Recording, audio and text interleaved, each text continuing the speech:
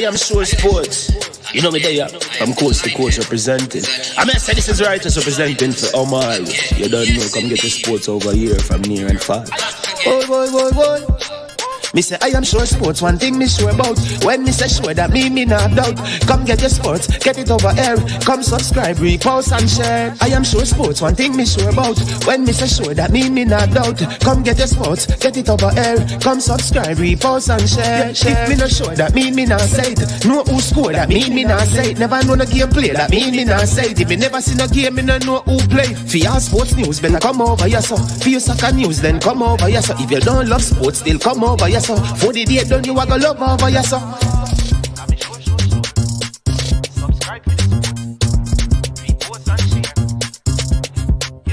So when it comes on to behavior concerning football, Jamaica is decent. I am sure that if we can get all of these things done, set in place by the end of April, it gives us enough time before the World Cup campaign. Not afraid of no Brazil, no Argentina with these crap of players. We are good enough. Remember, like, subscribe, share. Listen, comment, let me know what your thoughts are. Trick-Nick Jerk Marinade gives your meats and vegetables authentic Jamaican jerk flavor. The spices are directly from Jamaica. Spices like jerk seasoning, allspice, Scotch bonnet pepper, fresh scallions, thyme, ginger, and garlic. The key ingredients to a great jerk marinade. 0% sugar and low in sodium. You want to try it?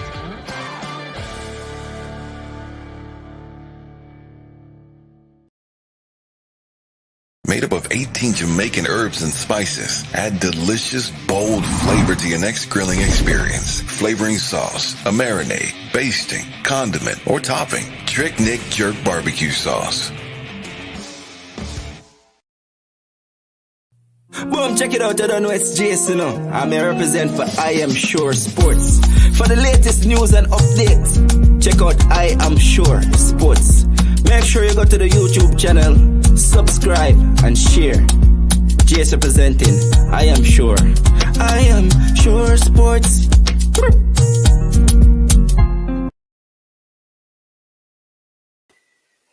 All right. Welcome back to the channel, my people. Blessed love, peace, and joy. You understand me? Blessings to you and yours on this wonderful Monday morning. Oh, people, it is such a good day. We have life. People, we are alive. If you're listening, you're hearing now, take a minute or two and stop and give thanks for the blessings of life. Father God, we thank you. Creator, we thank you for life. People, we are alive. You know, I live down in the center here, right? You know. Sunday morning, there was a massive accident in people. Condolences to the families of those who have lost their loved ones. Yeah, a massive accident. One vehicle heading to Kingston, one heading in the Montego Bay direction. Both of them apparently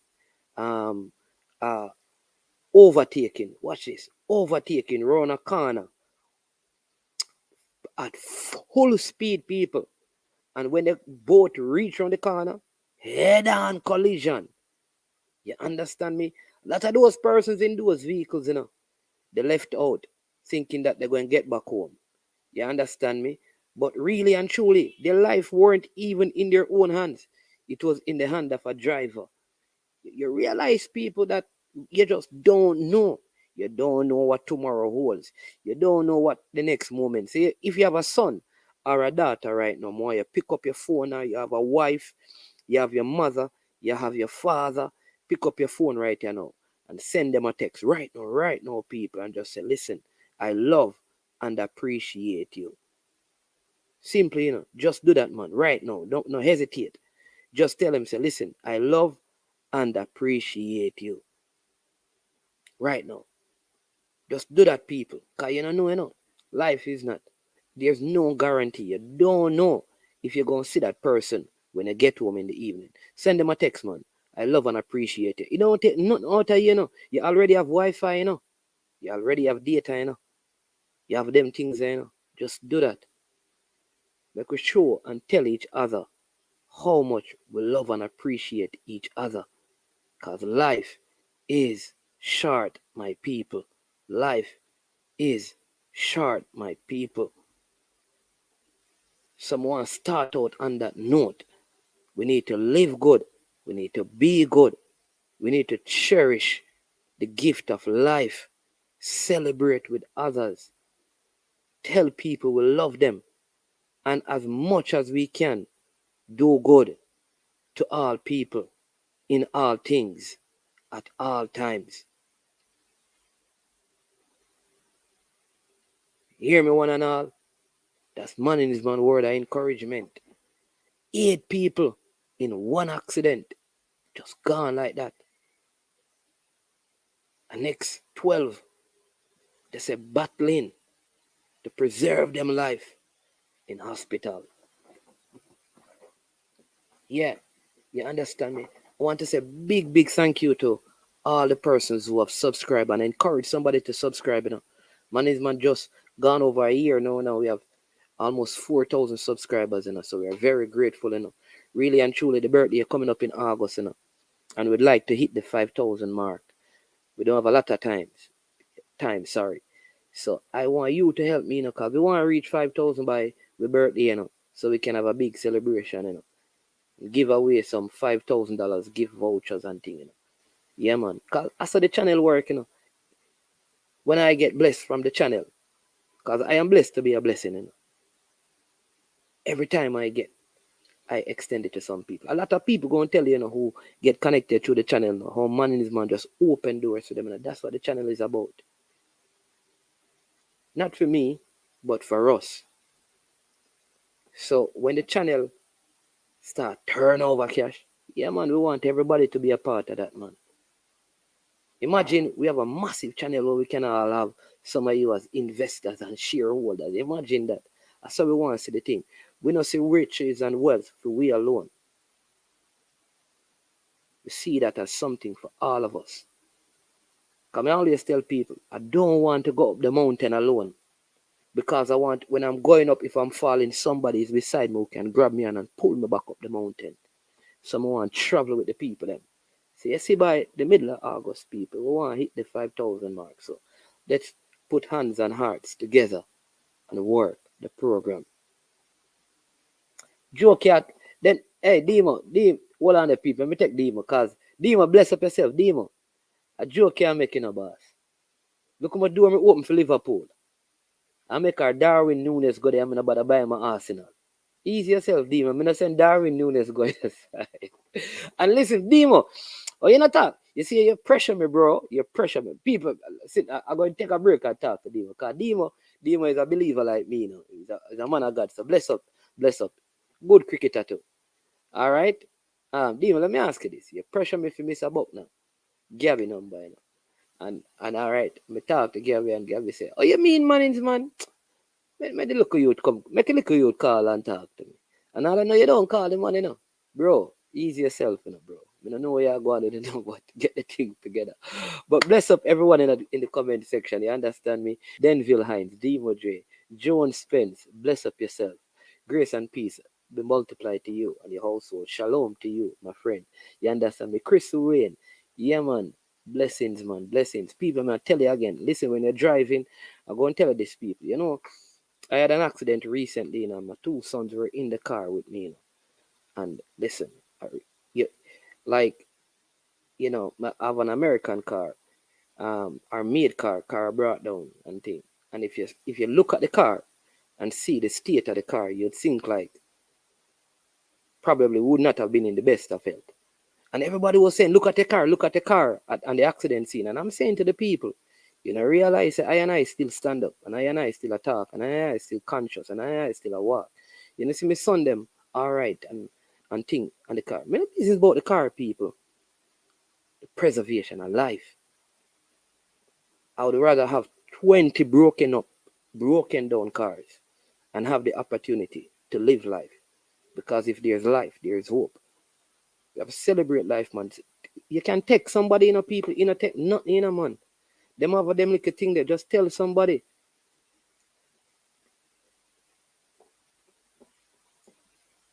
You understand me? We need to tell people. We have some brethren, we have some youth, like all me, we have some youth I go school with, You understand me? Where me heal them, take nothing, walk on, bro, you all right, everything good. We have to begin to live that way, Then you go a man funeral and say, Jano star, me never know. Now you know that it just take. Yo, bro, me appreciate you. You understand me? Glad you're my friend. You see me? Brethren, respect. You may not have money to give them and clothes to give them. But listen, you can show them sometime and say, brethren, me respect you, me appreciate you. I love you, my brother. Heart of love. Heart of love. Time for we live good and come around. Big up King Jav, 1738, at them. At them.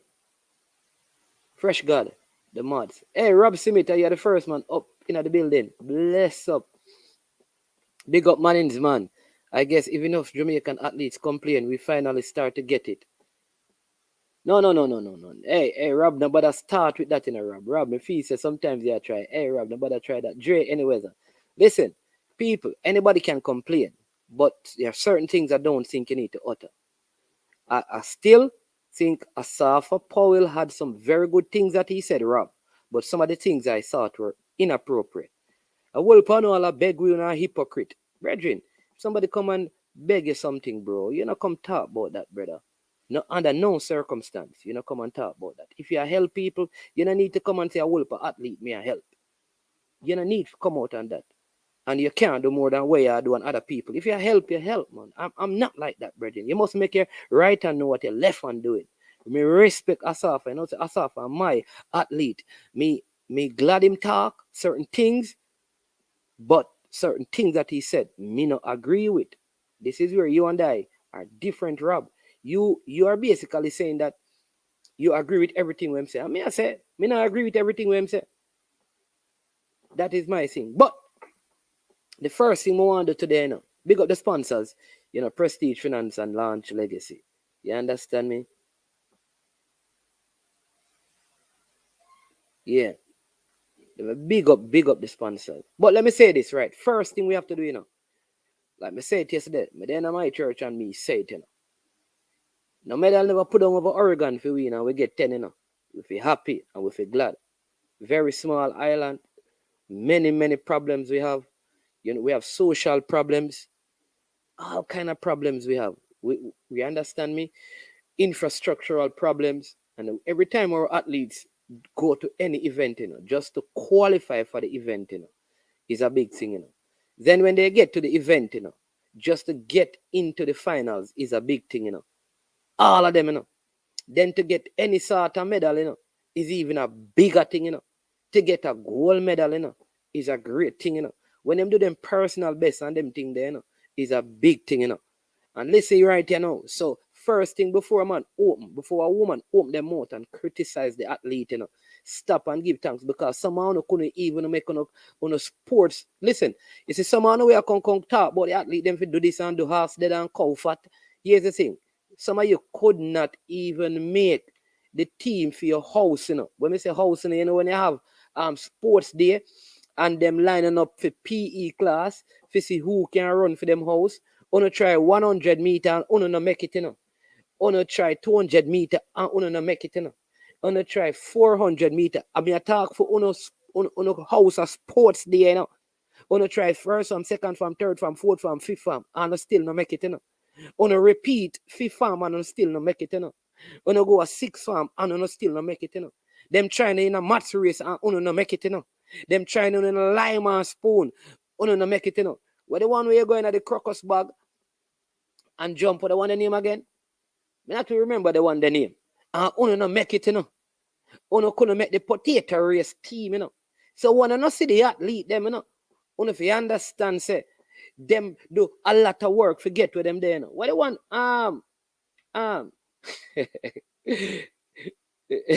We say MG. We run you run 100 meters at champs. But that could be primary champs. Because you have basic school champs too. Which one, MG? Primary school champs or basic school champs or prep school champs? Well, the one where you're jumping at the crocus box, sack race, right? So, yeah, we need to criticize the athletes, you understand me? But we need to bear in mind that it's a lot of work to get there and they need some commendation, but that does not exempt them from being criticized. Now, I think sometimes we bother and being abusive in terms of how we deal with the people. You understand me? What military go now? We say you do 10 points, what? 10.66 hours? What, 10 hours and 66 minutes for you? No, man, they're not 11 hours that military go now, man. You mean you do 11 hours and what? And 6 seconds? For 100 meter, man, I say it's slow, man. What you say? 10 hours or 10 days? Or 10 weeks and 66 days? In military go. Man say run at champs. You not tell me which champs, you know. Because you have all parish champs, you know. Where you talk military go now? What kind of champs you run at?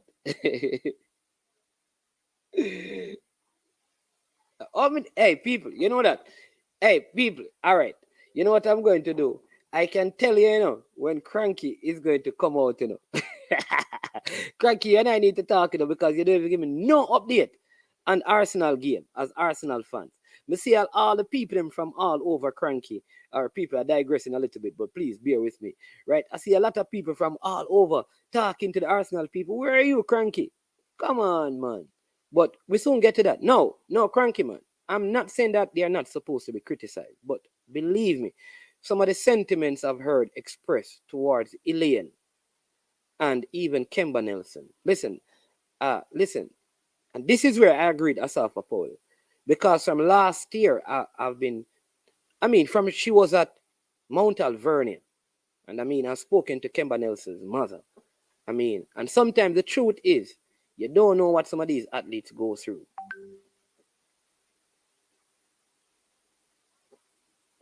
All right? Right? You don't know what they go through. And so what we must do is just look at the race and talk about the race. I think sometimes, like I said, we bother on being disrespectful to the athlete. I think this is the first time Kemba Nelson is representing Jamaica at a global event where she actually participated in a relay. All right? I think the USA had perfect button changes and had good speed on all legs, and they won. All right? I think Jamaica could have done better. I believe that. However, sometimes we forget that we are in competition with somebody else. And instead of giving credit to the winners, we discredit our fellow countrymen and women. Right? So, Elaine has brought us such joy that even though she had a bad championship, people talking about her coach and her, you know, that her husband has not even come out publicly except for when they move, and people are saying things about the guy and about the girl's marriage. Leave the people in marriage, bro. You sound like a jealous man, like you want the man wife. Some of the things that people are saying, leave the people in marriage. You understand me? Let me take off Cranky comment because I don't want anybody to say I ain't been talk. Leave the people in marriage. If she want her husband to coach her, let she do it. And if she don't win, so what? She have her marriage. You think when track and field done, she want her marriage? She want her marriage. So if she decided, I want to be with my husband as my coach, that's her decision, right? If you don't want her to run for Jamaica, then say don't run for Jamaica. But leave her marriage alone. Talk about her performance.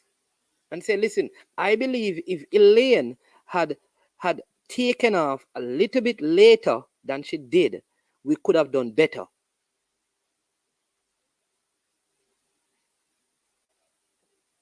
Right? If she had taken off later than she did. I also believe if the coaches had repositioned the team, we could have done better.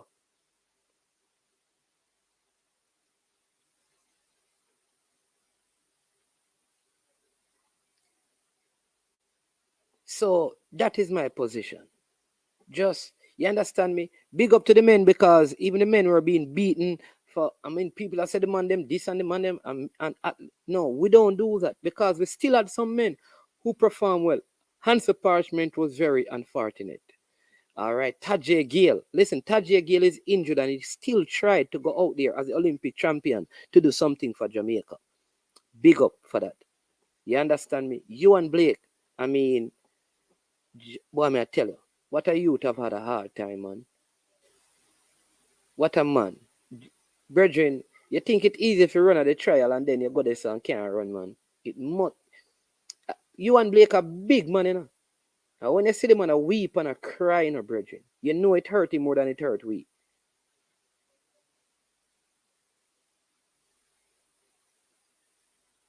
And everybody was saying, don't give him no leg for the relay because he will go pull up and blah, blah, blah. The man ran an excellent backstretch in the relay.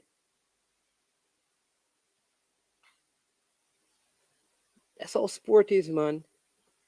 That's how sports is sometimes. You understand me? But deal with the race and stop attack the person and talk about them relationship and them burnout, and we don't have no scientific evidence to prove anything that we say. But Kemba, so listen, for the people who sending her personal messages disrespecting her and talking about Brianna, all them things are unnecessary. How you go? I mean, she defeated Brianna Williams respectfully, and Brianna Williams has not been having the best form. We all acting like she don't deserve to run. That's how we're speaking to the young lady. You don't deserve to run. You don't.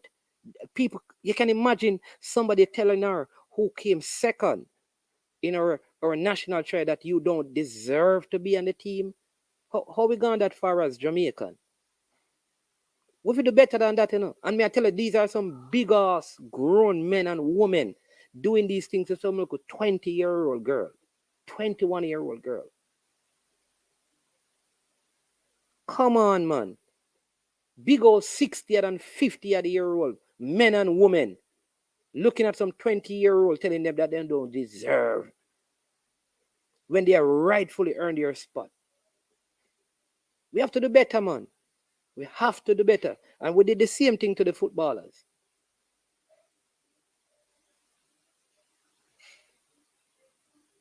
But I will also say to the athletes, you know what is funny though, athletes? And the same thing I said about Asafa, and I say to you, you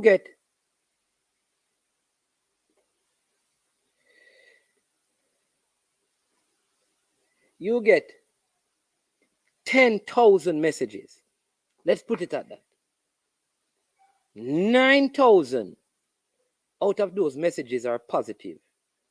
And you disconnect and disassociate yourself because of 1,000. Listen, understand this. And Cranky said it. Life is 10% what happens to you. Charles Swindoll said that. And 90% of you respond to it. You can't let people let you shut down your Twitter. You have some people come on this. Listen, you have some people like any platform I go on. No matter what I say, I've gone, listen, I go on one of my brethren platform. And I'm talking about English Premier League. And man, I say me work with the JFF. Them change up them name and all kind of things.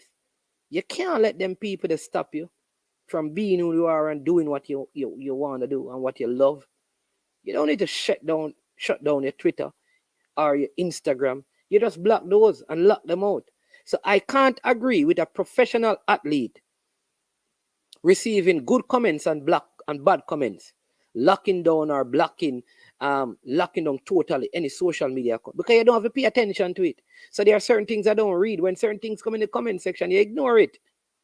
You have to ignore certain things and take what can build you. I think it is weak. I think it is weak mentally for when you hear bad things, you get scared. Because people are going to do that. Some of you never performed well. You never performed at your best. You can improve. But if somebody tell you that, let me again, athletes, you cannot be so thin-skinned that when someone says, listen, I don't believe you were performing at your best, you get upset.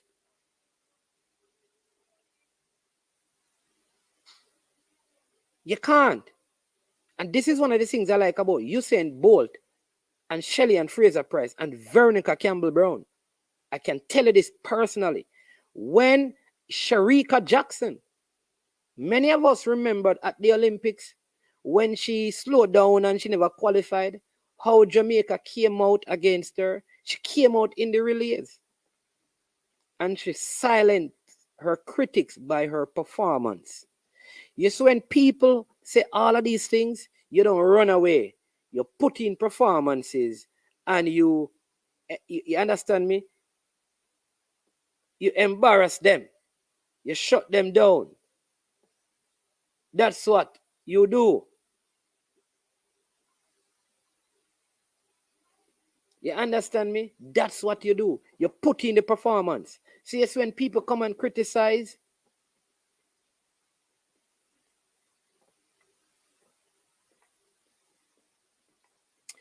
When people come out and criticize, you put in the performance to silence them. Big up to all the person. Toki, big up. Thanks for coming on. I see the real Wayne Walker saying, yet when Asafa came out and spoke about abuse, people were rubbing what he said. No, Wayne, let me tell you, there are some things that Asafa said. And this is where, like, Rob Simit and I are different, you know. And probably you, the real Wayne Walker. This is where you and I are different. I can listen to what Asafa says and say, I agree with some of it, but some of it was out of place and sound very personal, and he should not have said those things. That's the difference with you and I. And like, there's no justification for some of the things that Asafa said.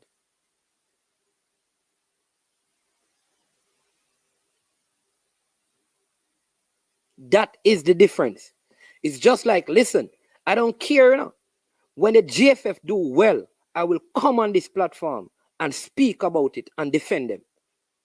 But when they do bad, I can still come out and speak about it. The problem with some of the people is that we are so one-sided or biased in our views that if we rate Asafa, no matter what he says, he's right. Life can't be like that. Some of the utterances that he made were wrong. Though the essence of his conversation may hold a lot of truths. And that is what a lot of people are saying. That some of the things that he said in that, he should not have. You don't come and talk about people, I beg you. And that people need to, and you're running for yourself, and so people just need to come and clap and support you. You mean that people not supposed to criticize you when you, so we're just supposed to watch the race and do what? We're not supposed to clap. We're not supposed to be connected to it.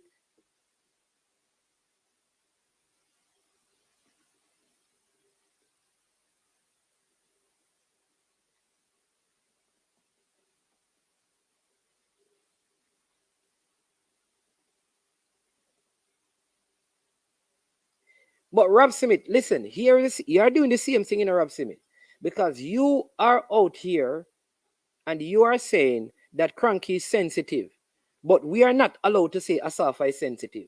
So the very thing that you know are saying that people are not supposed to do, you are doing it. Listen, you think Usain Bolt now have whole part things them could have said? Remember, say there's a Usain Bolt oral Tracy thing that was on radio for long. Many Jamaicans had stuff to say about Juliet Cuthbert that were not pretty. It never stopped her. So if somebody come out and say Asafa is a choker, he takes it personally. But a person looking at him running in the big global events, there it is. That doesn't make everything that he said in that thing that he did on the polls wrong, you know. Because he's still one of my favorite athletes. But you have to take the good with the bad when you're in sports. There are people who disrespected Pele, Messi. Look how the English has dealt with Raheem Sterling. America has dealt with LeBron James. Not all of it is right, but people have a right to state their opinion. I am saying that we must show appreciation for the athletes, and that's what I want to do because, listen, like me saying at the beginning, a lot of us who come out and criticize athletes, we have never even run for our, we couldn't even make the host team. We couldn't even make the host team at our basic school, much less our primary school. So professional athletes need to know these things. But people, let's not be disrespectful. I don't think we should get to the point where the thing gets a personal, you're sending the people personal stuff to their personal accounts, criticizing them. That's not wrong. And please, for heaven's sake, Elaine is happily married. You don't hear her complain about her marriage. She decided to leave. She's not the first athlete to leave Stephen Francis. So what? Asafa Powell did that. Michael Frater did it. Shelley-Ann Fraser-Pryce did it. And other athletes will leave. Some will go further, some will falter.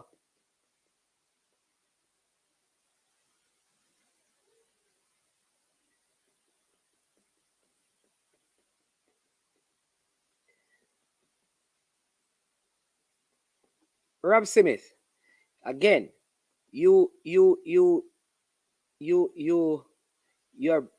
mixing up two things because you believe that the only time people have a right to criticize is when they go to the stadium and watch the athlete. If you have not watched somebody in the stadium, you can't criticize them. Rob Smith, I want you to, so me and you, like I say, agree on a lot of things. So you cannot suggest that the right to criticize comes out only for those who go into the stadium when the athlete is there. And if you have never been in the stadium with the athlete, you have no right to criticize them. Rob Smith, you're a very smart person.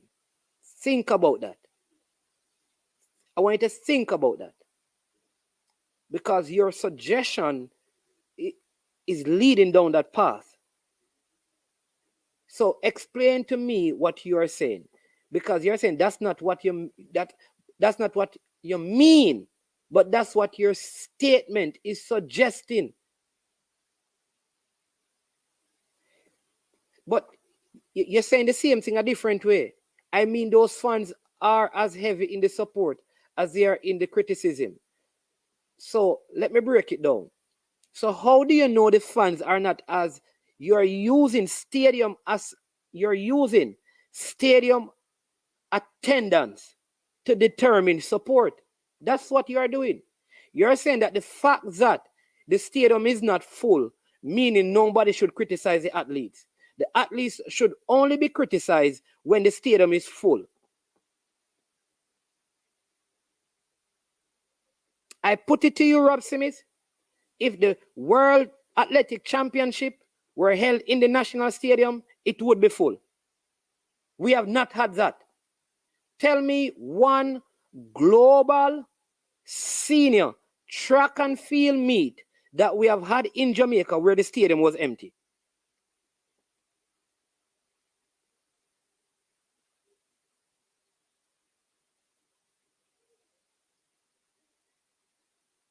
So let me say to you again, if the Olympic Games were held in Jamaica and the 100-meter final was in there, we wouldn't have had to sell tickets. I am telling you, Rob Smith, that Jamaica, Rob Smith, you see what you're using the trials. Rob Smith, tell me which trials is full. Find a next nation where when you watch their national trials, it is packed to capacity. Tell me that. Where do you get that comparison?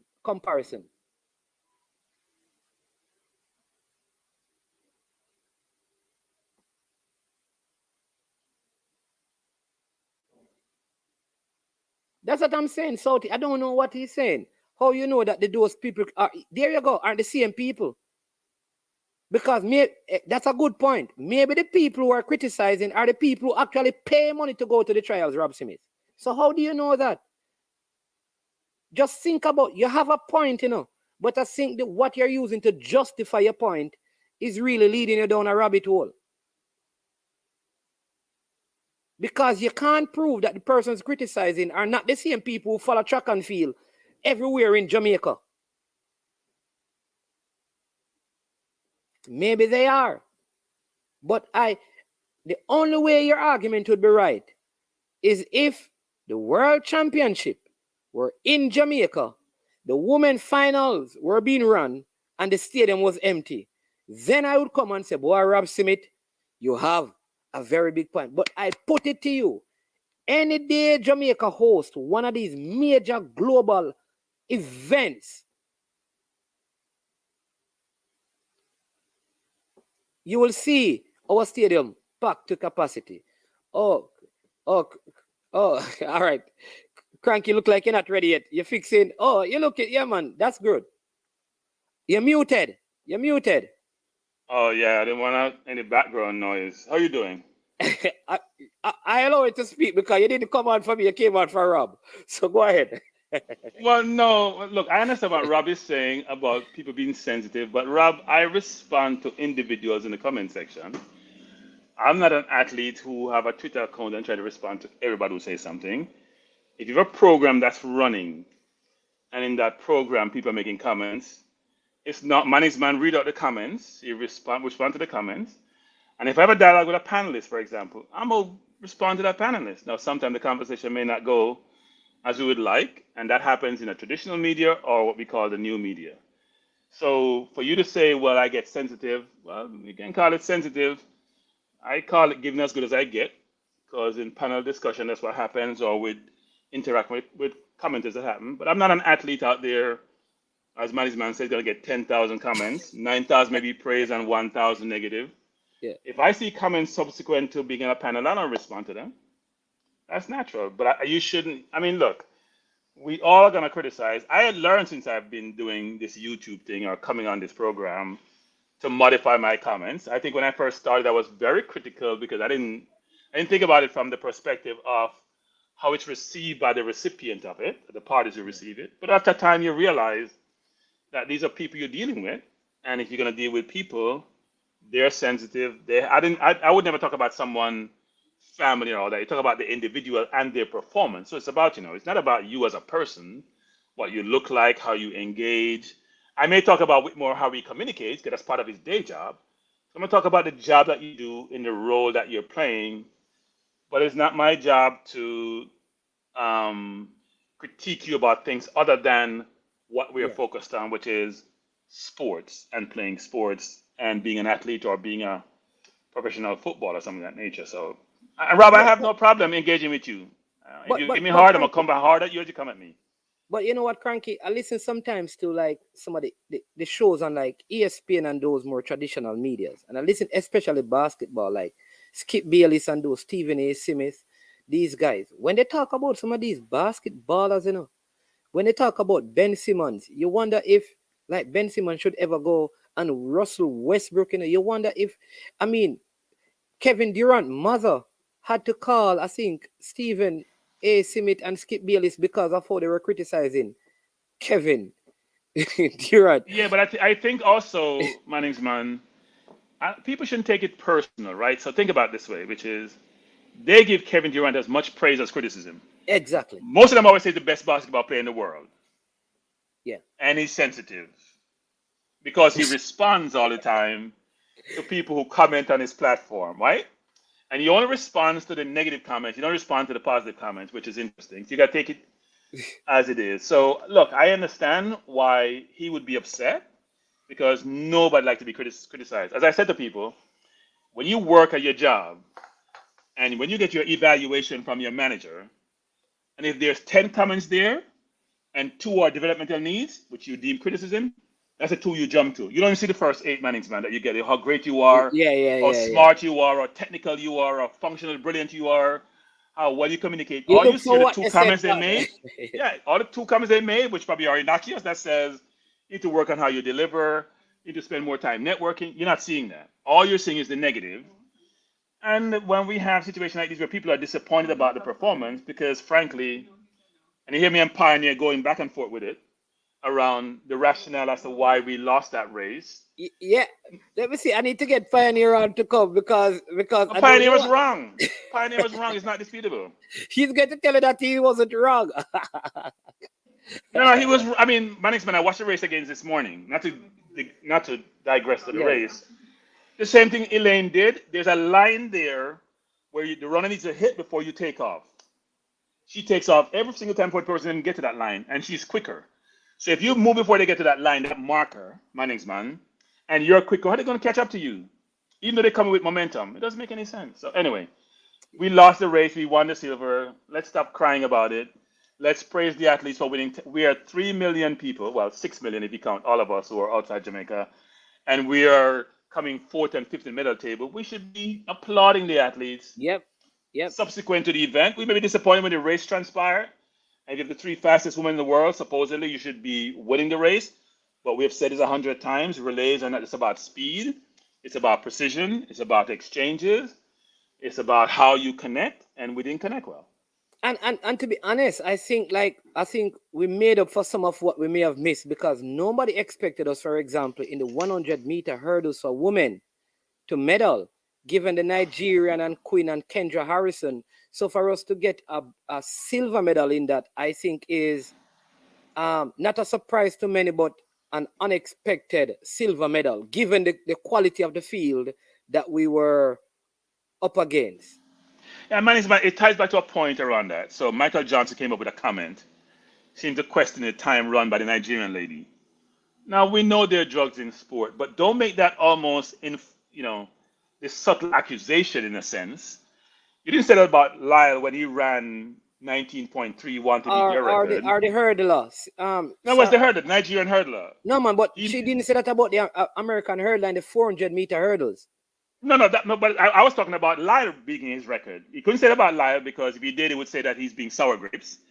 He didn't say about the lady who ran ridiculous time both in the relay and with the 400-meter hurdle. 400-meter, right. So why aren't you saying about American athletes versus other athletes you're referring to, right? I mean, that's not a fair statement to make. Same way how Sharika knocked down the question, I think, to challenge Flo Jo's record. Right? She basically don't want to go there, which is the right way to approach these things. So I don't like that one. I know that even some Jamaicans, anytime someone outside of Jamaica runs fast, too many Jamaicans start talking about drugs. You understand me? Like, right. If a Jamaican, if Brittany had run what the Nigerian run, would we have been speculating about drugs? But as soon as it is done by a non-Jamaican, there are people who want to talk about, oh, must be drug, let's go and test them. Let's go. But we have had our cases as well, you know. Well, America and Jamaicans have this they have this memory, Mannings, like we didn't lose one of our medals in previous Olympics because of what happened with one of our runners. Right, Mannings, man? The fact of the matter is this. Every country have had it. America had it even during the Eastern German time period, they had it. But theirs didn't come to light. They did a better job of masking it than some other countries did. Oh, I think Bertie said Michael Jackson wasn't talking about the Nigerian. He said he mentioned the number of season best and personal best that happened in the race. And I think Rob Smith. No, he was talking, man. Let's not cloud this. I just read the tweet this morning. You don't have to say something that Mannix man did this. Yep. You have the tweet to read it back so that see if you can I will find try to find it because I did read it this morning. There was inference to the Nigerian. I just took my phone off. I'll try to find it. And Rob Smith is saying the same thing as well. I don't know. When I see you on and Rob Smith make a comment today, the first thing is that you guys are always diametrically opposed. So maybe he's just like, if Cranky's saying that, then I must find something else to counter it. Well, I mean, he may be a contrarian, but you know, but I mean, if you're a contrarian, Big up, if Rob. you're like Turkish from AFTV, then you are who you are. If that's who you are. If you're a contrarian, you're a contrarian. I did read it this morning, actually, not too long ago. And there are a lot of Nigerians who responded to the tweet actually. Oh, they were offended by it. Yeah.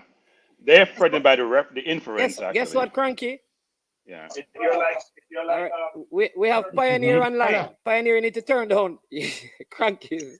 All right, hold on. I'm turn down the link. Yes. All right, I'm turn down my instrument. Hold on, one second. Rob Smith is Rob Smith brother. Rob Smith brother. Oh, all right, Sauti. Yeah, man. Sauti, we have Pioneer online, so as soon as we are finished, we'll call you back. Go ahead, Pioneer. We have Cranky in studio. Yeah, all right. For correct something what Cranky just said. I agree with Rob Smith and the other virgin. He was talking about the time and the way the race look. He was saying that it doesn't look like, and I'm not talking about the tweet now. I'm talking about he made those comments while he was doing analysis commentary. All right, he said the race didn't look like it was that fast. I don't think he was referencing drugs or anything like that, because he made reference to the amount of PBs that were run both in the semifinals and the finals. Now, I was saying, Mannings, and I've said it a lot, and those who listen to me, whether on this platform or on the radio, would know that I say this all the time. Not all clocks and tracks are created equally. So I've been asked to say what I mean by that. But I just leave it right there. Not all. I've been watching track and field long enough to be able to make a statement like that. There was a race in Doha one time when Asafa had the world record. Gatlin was in that race, and in that race, Gatlin equaled the world record. There's a Nigerian who was in that race who I think they clocked him at 9.88. This is a man who had never broken 10 seconds before. I think before that his PB was 10.12. He was clocked at 9.88 in that race, and he never broke 10 seconds again after that race. I looked at that race before the time came up and said that is not a world record. And even when the commentators were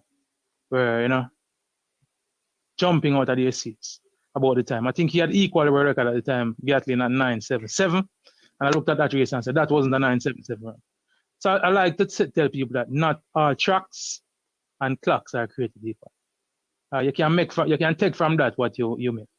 So the track was equal Mannings until the hurdles. Mannings man.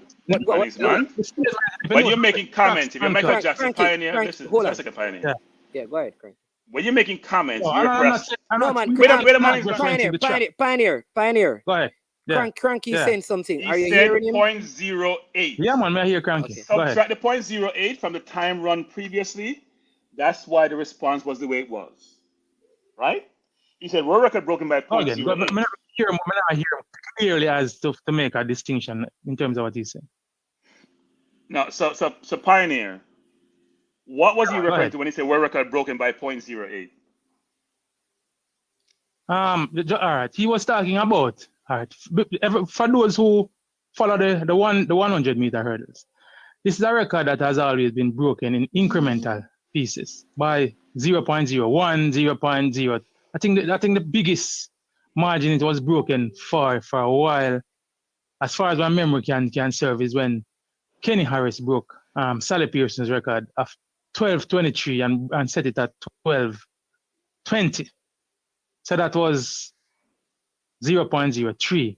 Now it was moved from 12.20 to 12.12, which is a large margin to break this kind of record by. So that's what he was referencing.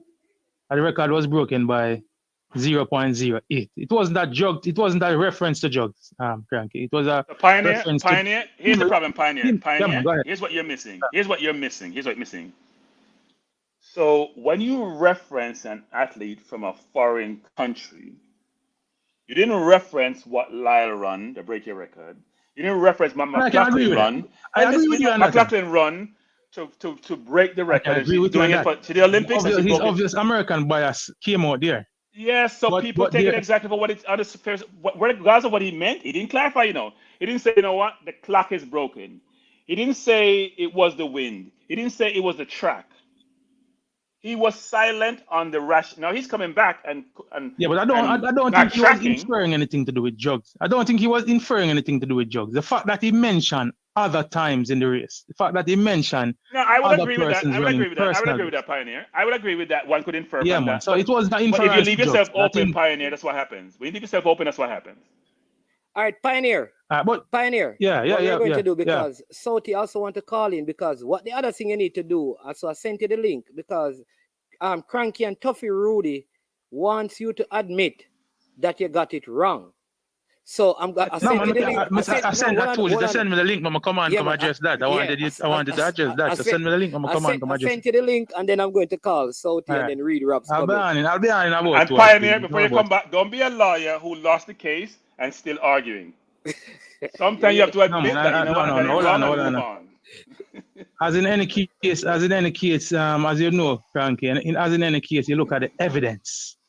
Okay. And that is what determines how you defend your case. Any good lawyer will tell you that all defense is based on what the evidence. That is all. All right. So in this case, I'm looking at the evidence, and I will come with my defense. All right. Bring a case in a short while. Hey, Manny's man, you know the worst thing about Manny's man? You know the worst thing about this? Yeah. You're not able to show the race because YouTube will penalize you for doing it. Yeah. But Manning's man, there is no doubt in my mind, as I watched this morning, that Helene had to slow down significantly to get the button, and she started too early. Rob Smith is saying, all right, so let me see if we can get to Sauti. He says, don't believe 100 hurdles times are correct. World record beaten by 0.08, 12 personal best sets, 5 national record sets, and Sydney quote after her PB national record. I thoroughly. It meant thought. He meant thought. I thought I was running at least, slow. Look, yeah. Yeah, he probably meant thought. And the wind was not legal as well, which could be a part of the issue, because they did make mention that the wind was 2.5. 2.5. 2.5. Yeah. We need to take into consideration that we not only have faster. Hello? Yeah, Sauti. Yeah. Good man. Afternoon. Good afternoon. Hey, I wasn't really calling to come on, I'm just not calling to tell you. I sent you the tweet that Cranky attacked for. Okay. So I don't know if you read it. That is why I'm going to call you. I don't think he really. Him saying don't trust it. He basically don't trust the race. He must be talking about the girl, because he even mentioned other people. Okay. And he spoke about the number of, him said 12 personal best sets, 5 national record sets. That anybody, him just say, him don't believe they are correct. He never said that. Sauti. The issue is he quoted the world record set by the Nigerian. That was the issue. Everything stops after that, Sauti. That's what problem was. I agree with you. What he said. No. That is if you want to take out that to make a different argument. Then everything started that for you. But when me read the thing, I say, I don't believe 100-meter hurdles times are correct. World record broken by 8.08. 12 personal best set. 5 national record set. And Cindy December quote after her national record. I thoroughly thought I was running slow. All the athletes look shocked. That's what I'm saying. So it's not just about the world record. 12 personal best set, 5 national record set. He might have a point. Maybe something malfunction and we don't know. It's not just a girl he might talk about. You have to take the whole thing in the way he must say. No, it's not whether me believe him or not. But you can't just say my talk about the girl and an infernal job. It's an infernal job. But the moment in point at 12 personal best was set and 5 national records. Where you ever see that kind of thing? Like somebody can say that. But Sauti, you know what is true though, and I don't know if this is an American and a Jamaican thing, but when other athletes, they are the same thing with Varhome. When other athletes do fast times, Jamaicans, I will admit, and Americans always have these things that they must be on drugs. Why? No. This man never said. I think No, it's more. I'm not saying I him. think it's No, man, I'm not saying him. I'm just saying generally though. And you listen to Jamaican because last night when I was watching the stream, Jamaican. I'm not a big track person, but I watch a big meet them and read and stuff. Jamaica seems to be the main culprit in that. Country road for half a mile. Just to be honest, they seem to be the main culprit in that. Everybody take drugs for them. Like as soon as Sydney McLaughlin run a race, you see it all over Jamaican social media, and you see it with the same Nigerian. You see Jamaican saying it. They seem to be the one who everybody take drugs for them, and Jamaicans only eat yam. So I don't know it works, but they most of it come from Jamaica. Just to be honest, most of it come from Jamaica. Most of it. All right. They don't trust nobody else but the other. You know. You know what I think about Jamaican on this track and field? When you follow Jamaican social media like Twitter and some of these people where I see are right are people are not just regular folks then. It's sometimes you see some journalists out of Jamaica and all them things, and some people where you know them name, they have a problem with anybody who win anything who is not a Jamaican. Like they will say, they have a problem with Noah Lyles. Them don't want Noah Lyles to win because him show up. I'm going to see a particular journalist even tweet that said, his spirit don't take this guy. I'm going to say, why your spirit don't take the guy? Because him do a little showmanship stuff, because him do little talking and little showmanship. It's just part of the entertainment. Bolt was doing the same thing. But we all love it when Bolt did a gully creep and all of that. Because him are our people. So once somebody else do something and them win, we have a lot of Jamaicans have problem with them. Like them have, and people must be humble. They're always using these words that them not like him because we like what the girl name? Alyssa Felix because she's humble. Humbleness is always a requirement for them and all. But when our people are showman, you know, like when Shelley change her ear 5 times for the day and all that thing, we don't have a problem with it. But I bet if Shakari Richardson was out there doing that, we would have a problem with our fishnet stocking and all them things there. It's just so interesting. Honestly, when me watch it, it gets from the nerves. And one last thing, the criticism. I believe some people not helping these athletes when they act like they should not get any form of criticism simply because them run, right? Because nobody not saying that for footballers and stuff.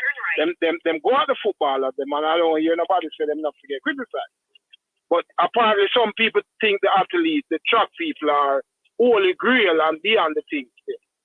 I don't think them helping these people, them supposed to make them know that it's a part of the thing. This is going to happen, and especially with social media where everybody have a fight, this is going to happen. So you have to know for brush it off. And the one them we have praise you also have to know for brush them off a little bit. Because them will turn for you in an instant. Like what we see them do to Ilian, right? Yep. But I do believe that some of this criticism is over the top, Reggie. Some of this criticism is over the top. Like when we listen to all the radio say, yo, this girl Ilian, she a go on that path. Yeah, man. I'm telling you. You wouldn't believe that this girl just do an Olympic double just a couple months ago. Yeah, man. It's over the top part. And even just saying, she keeps saying that her training never went as good as she wanted it to be, and them kind of infer like when you said the man infer. Me kind of pick up on it. Say maybe something never right, some injuries and all of that. But people don't want to hear that part. People want to hear she feel left for her husband and she feel go back a friend. And this is just one meeting about. One meeting.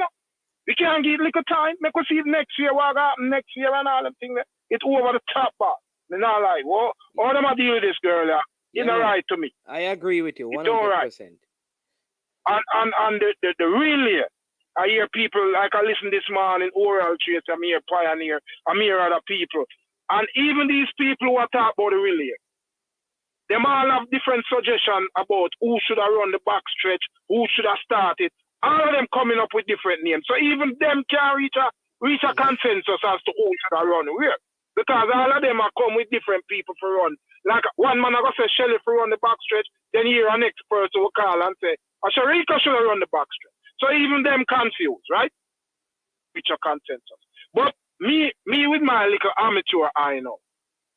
Me not really believe it matter who did run the backstretch. I believe it was just a poor exchange between the first and the second leg. It never have nothing to do with who run it. Like maybe if Ilian did go run the third leg, should have probably run off too quick from the third leg anyway. You understand what I say? Yeah. So Salty, before you go, Salty, before you go, are you saying that it was a bad exchange? You thought Elaine took off too early, or you thought it was just a good exchange? It looked that way to me, like something. Okay, thanks. No, Salty, thank you. No more comment. Thank you on that. Thank you. Something between. Salty, what he's trying to do is because Pioneer's in on the stream, and he's making that point. Yeah. So he's trying to get you to agree that no, to build this case. No, Cranky, I'm not going to say, we don't have the level of Pioneer politics. I understand a little layman. You are getting a little layman view. When we watch it now, there is a mix-up somewhere right there in that change war. So if you're an uninformed party and you notice that, it's really crazy that the uninformed party can see what the uninformed party can see. That's really, you have to be concerned about the informed party there in the Saudi. If you say you're an amateur, even though most Jamaicans love athletics enough to have done, an assessment over time and understand how it runs. So I think Saudi has been a little bit humble in his perspective. But if you, with your supposed limited perspective on track and field and the intricacies and the technicalities of it, saying that it appears that way, which I, as an amateur like you, Salty, also think that way, I am shocked, flabbergasted, surprised that the expert can see that. Tell me when we get a chance to respond. I'm hold it for saying a crack. Go ahead. Listen, Pioneer, after me I make the statement, I'm going to hang up and then I'm going to listen. All right, bro. When I say, to me, it is less about who ran where and more about one exchange was messed up. I'll say this to you, Salty. For me, let me say this before you leave. Hold on. Yeah. Who runs where affects the exchanges also. See, so and but I'll get to that. But let me address a little thing with the Michael Johnson thing. See? Don't worry yourself, Cranky, man. I'm coming in a bit. I come in, I have the whole case file in front of me, Cranky. And whole heap of evidence. Alright, but I'm saying this about the Michael Johnson thing. And it's whilst I agree with Michael Johnson, and he spoke to Cindy Sembal's comments about her, because at least normally know when they run. See, but as I said, it goes to my pronouncement that I made. I've been making this for the last maybe 15 years, possibly more. But I said not all tracks and clocks are created equal. I said this for long. Alright, but why it surprises me, Michael Johnson recently made a statement about Shelley and Sharika and Ilian not getting their just due because they haven't broken the world record. Right in that, he had an opportunity to address the Flojo 1049, which everybody knows is not a real record. Alright, this is the only record and book that has, when you go on the record book, it shows 0-0 as the wind speed. And everybody know, and that track, at that time they were running, there was no possibility that there could be a 0-0 wind speed. They actually posted the wind speed as 0-0 because there was a contention as to what was the real wind speed. And the fact of the matter is that because there was even a contention about the wind speed, it should have been, the time should have been declared not null and void, basically, not a official time. All right, so he had an opportunity here to kind of address that. And this I know where he further highlights is American bias. By now coming the week after he made that statement to come address something. People who, all right, here's a person on YouTube. I don't want to give him a free plug, but his name Ray Edwards. He has a thing called Race Team. And his views, this is a man who ran for the US, ran for Nigeria. His views fall right in line with mine. That there are times when you see people run, you look at the clock and you say, wow, that time is not right. How do we explain this in terms of the intricacies of a track clock?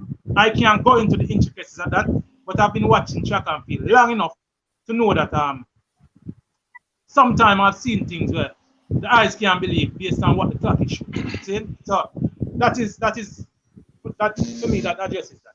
In terms of what Sauti was saying about people suggesting where people should run. For me, me use past evidence and current observations. That's all we need to use. I tell people this. Shelley and Fraser, who people think is the best starter for Jamaica, has started on our 4x1 team 3 times since we have been in this glory days. All right. She started in 2008. We dropped the button on the second leg. Hold on, Pioneer. Sauti. Yeah, man, I Yeah, man. Yeah.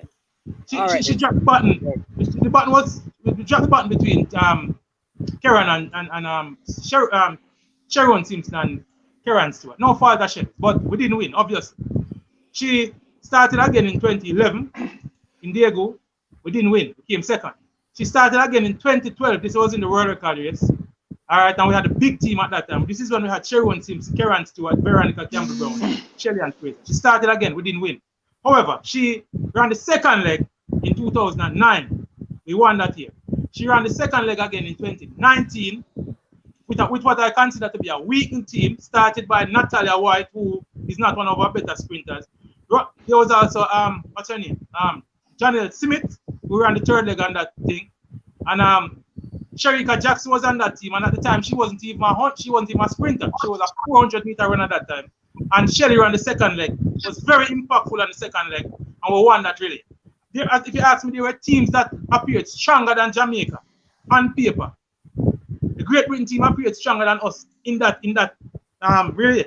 And Shelley was the only big name basically on that team, and she ran the second leg. All right, we get that. So that all right. No, so hold on. You're taking a long time to make your point. Yeah, because I said for me, it is based on my observation in terms of who runs where. All right, so may I get to the $1 million point, cranky one. Before you go, just one question for you. Yeah. Who won the Olympics 4x1 for women last year? Jamaica. Where did Shelley run? She ran the third leg. So she didn't run the second leg? No, she ran the third leg. Okay, good. Keep going. More recent, time. right? The last time. That's the only time. We don't get to that, but because I'm not saying that the inches of time. That's the only time she has ever run the third leg. See? But that's the more recent time, right? That's the last time. All right, Pioneer. We have a call online. I just want to get your point. So just let me finish, Manning. I have to run in a little while, Manning. So just let me finish. I only have probably. I'm calling. I only have 5 more minutes. You can hold on. Yeah, man. All right, go ahead, Pioneer. So we only have 5 more minutes. So let's remember something. The only time we have seen Shelley running third leg was last year. She has anchored us twice in 2013 and 2015, and those in 2015 we actually ran what is a champion, which is what is now still the current world championship record, 41.07. That was a team of Veronica Campbell starting, Natasha Morris on the back stretch, Ilian Thompson on the third leg, which is the leg that I think is the right leg for Ilian, and Shelley and Fraser anchored. So history has shown that the 2 most successful legs for Shelley to run for us is the back stretch and the anchor leg. And when she anchors, even when she anchors around the back stretch, even with a weakened team as we had in 2013 and as we had in 2019, she has been most effective on those 2 legs. Last year, one question. Yeah, go ahead. How does the individual legs affect the baton change? All right, so I'm gonna get to that. See, let me say this, and I'm gonna fall right where you want me to fall. Just don't worry, guys. Last year, when we look at the foot speed that we had in that 4x1, everybody expected the world record to go. Obviously, the button changes was crappy. We had probably one good change in last year. One good, not a great, one good change last year. All right. So the observation that I've made, as I said, Cranky, it takes evidence to formulate a case. Ilian obviously had an issue last year with that first change between Brianna Williams and herself. Some persons, like myself, argued that Brianna didn't get to her quickly enough. Some persons like Cranky and Tuffy Rudy said that she went out too early. I disagreed yesterday. See, in the day. After the evidence of what we saw, I disagreed 2 days ago. After the evidence of what we saw now with Kemba Nelson and the same thing happening, I have now come around to the position that Cranky and Tuffy Rudy, that Ilian is leaving a little too early. Obvious, and this is it. Hold on, Cranky, man. Listen up. Don't get too celebrator. But the bigger point for me now, Cranky, hold on. The bigger point for me now is that, see? And this is what me think, say, a person like a Shelley and Fraser does better on the back stretch. Natalie and all right. So obviously, Ilian Thompson has more foot speed than both Brianna Williams and Kemba Nelson.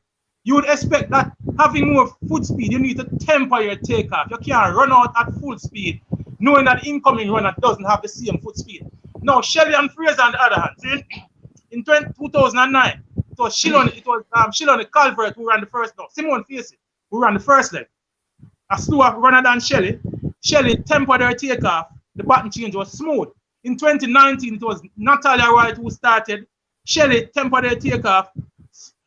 Got it early in the zone. This is something I keep on telling people. It's not only about the button change, it's about the use of the passing zone that will ensure that the button speed gets around the track at maximum speed.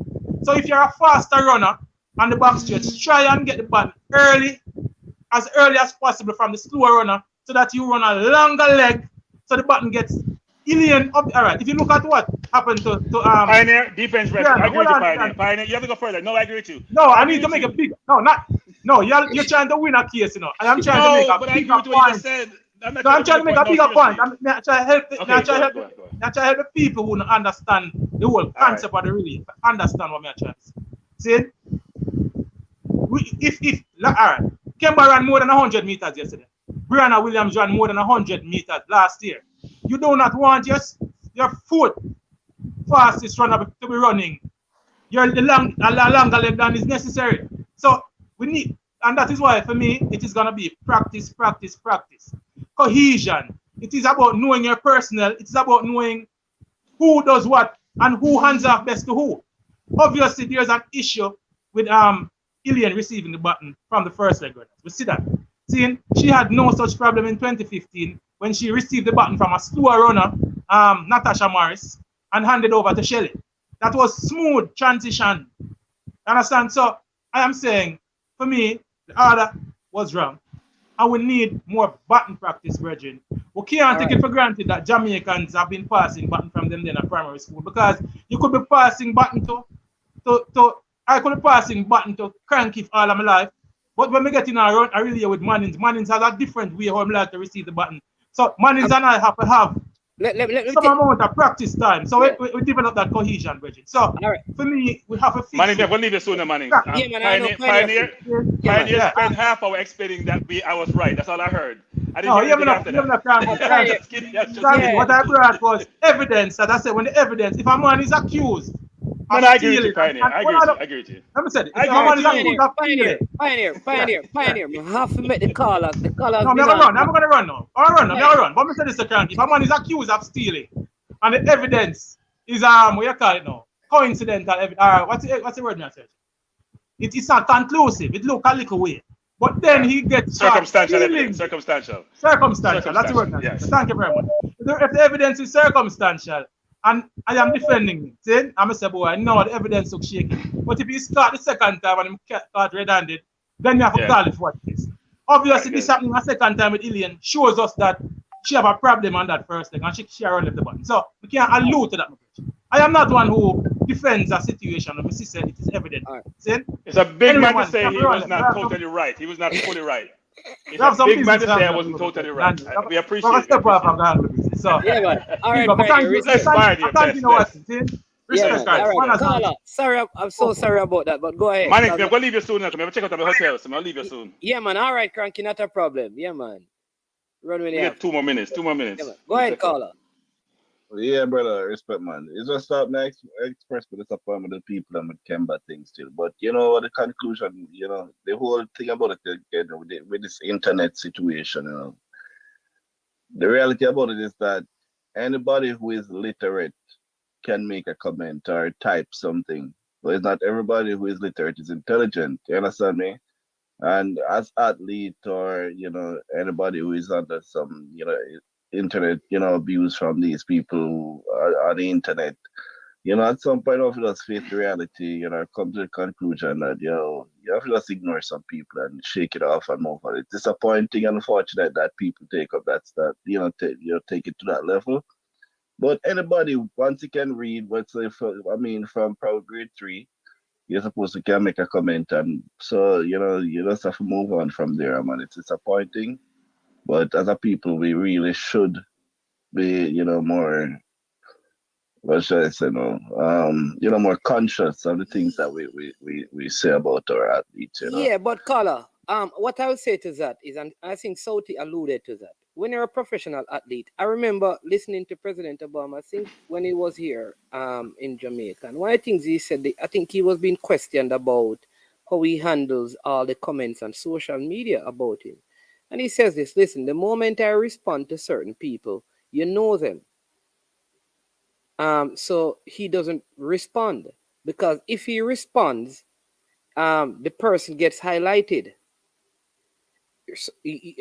So sometimes what happens is just like in my comment section. If somebody keep putting up, man is money, you're an idiot, and I keep posting it and commenting on it, you are going to know that person. All I need to do is to ignore it, So I think part of being a professional athlete is to know that certain things you have to ignore.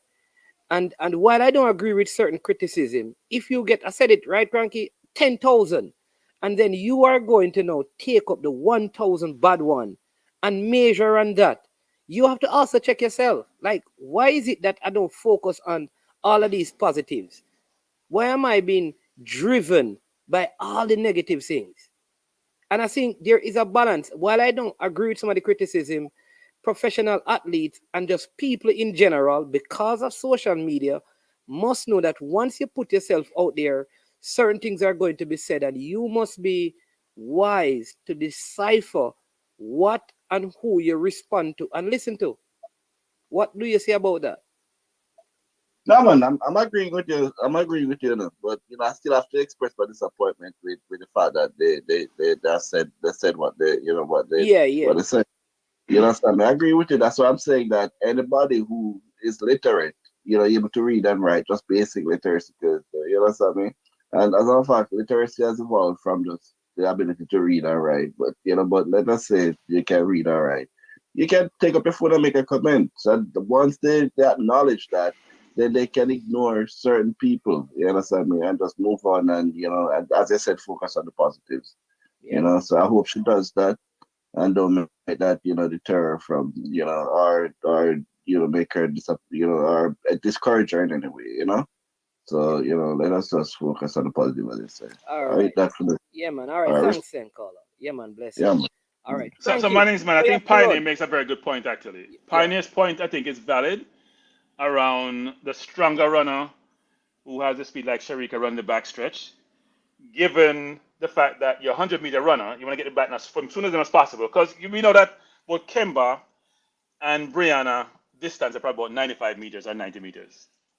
You should watch them run 100 and they decelerate at a certain point in their race, versus Sharika being able to maintain that speed for a longer period of time. So it makes sense as Pioneer to get the baton earlier and deliver it later. So I think Pioneer's logic. I mean, he's illogical about what transpired, but he's logical about the concept about how you should set up your team. So I agree with him on that, actually. Yeah.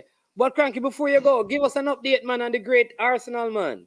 All right, so Manning's man. Are we that good? It was yes, we're that good. So Manning's man, it was electric in the stadium. There was a 63,800 plus people sold out. Some people beside me were making too much noise for my liking. I'm a little bit more seasoned nowadays. I'm not 20 anymore. be jumping around. I did run into troops, by the way. Their guys were cool. Couldn't get to Robbie and his team because they were a mob like major celebrity. Manning's man. Yes, I heard that They had to they had Manning's to build a man. circle around him. Manning's man. The man is big, big. We can't talk to Robbie. We can't talk to Robbie. Robbie's in a different stratosphere. But it was very good in terms of how the team played, how they set up.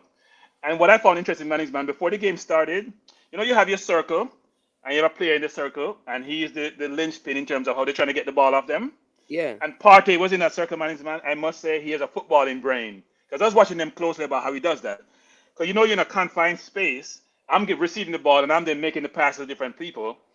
His brain works really, really well. That's why you watch him play. He doesn't just make the simple pass all the time. Yeah. Because he's thinking 6, 7 passes ahead and figuring where everybody is. And I was watching that very closely because sometimes you watch the game in the game, but you watch the person in the circle and doing certain things. But no, it was electric in the stadium. More Arsenal fans were there than Chelsea fans, but there were more Chelsea fans that I thought would be there. There were a lot of Chelsea fans actually. Okay. And they had to sit on different sides like they do in the UK. But in some places you had a lot of Arsenal fans sit with Chelsea fans. You heard Rob mention this, which is around in the UK you can't do that, right? You can't mix the fans. Yeah, yeah. Here in some places you had fans mainly in their sections, but they were mixed also.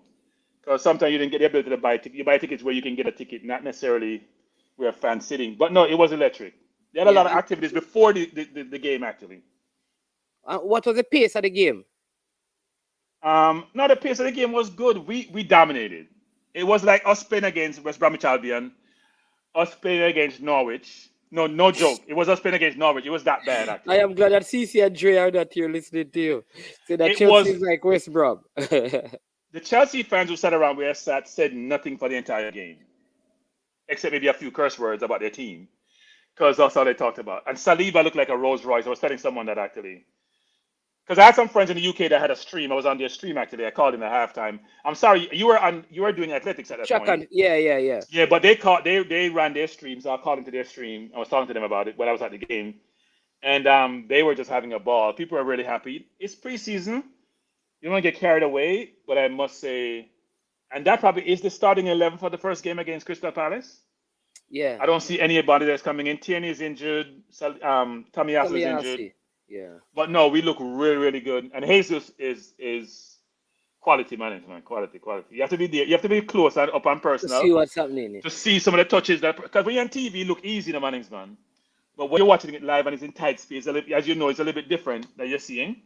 He's an excellent player. So no, great. We're gonna have some fun watching our team this year. Yeah, man, and thank you, man. And then Saturday we're going to see if we can get back to the Arsenal podcast if you're available. Yes, I should be. I go back to New York on Friday, so yeah, I should be available. Yeah, so we can do that. Yeah, man. Take care. See your flight. Enjoy the rest of the stay. Yeah, man. All right, cool. All right. So there you have it, people. That was Stan Kroenke. Mark Ledford, big up. He's saying that Asafa was anchoring before Bolt. They were still winning. All right. I think up here, he was saying, Almando Neymar, number 3 lane. That was the problem. America gave their runner a chance to. Not sure if I totally understand that, if there's a lead up comment to that, but you can let me know. Mark Ledford was saying up here that order of runners is secondary. I think he was making the point earlier up here that Elaine is leaving too early, bottom line. But nonetheless, silver medal, big up to all the athletes. Now, people, we have the final hour or so of the show. And as usual, we pick up back with our top 10. And today's top 10, and I need your help because I have more than 10. And then we normally do this, and then later on, we get the veterans to come on board and be a part of it, all right? And kind of give us their thing. So we have here the top 10 male athletes of all times in Jamaica. We did the female. Now we have formulated a list of male, all right? So we have the list, but first what we are going to do is give you the criterion. There you go. Medals, times and performance, longevity, impact, the competition that they did it in, and their place in history. How historic are these? Those are the criterions we're using. All right, so let me put them up for a little so you can look at them. Medals, meaning global medals at the senior level, right? You see competition, that's why. So the medals, like, gold is almost automatic, silver then bronze. Times and performances, world records, fast times, longevity, how long were they in the sports and how long they have been doing the sport, the event. Impact, what did their performance, how impactful was their performance at the time. Competition, who were the athletes that they faced. And place in history, where are these persons in terms of sporting history, whether it be sprinting, quarter mile, hurdles, jumping, or whatever. Those are the criterions, all right? So we need to settle. It was the same thing we used to select the females. So I hope we are all in agreement with these 6 criterions, and it covers as much grounds as possible. Now that we have this, I have some names, and as usual, what I am going to ask you to do is we're not going beyond 50 names. And then when we get to 15 names, through a process of elimination, using these 6 criterions, we will begin to remove names until we have 10. When we have 10, we will put them in order in terms of who is number 1, number 2, number 3, number 4, all the way down to number 10. All right? So I'm going to show you the list of names that we have come up with from some research, and then you can then tell me who comes off and who gets added. All right, so that is the name, Usain Bolt. All right, so maybe we need to reduce the size of this. All right, no, we need to go back to this right here, yeah, and maybe change the font down here so you can see it, see all the names, because there are 13 names. So let's see if we can change the font, and hopefully you can see it. Let's see.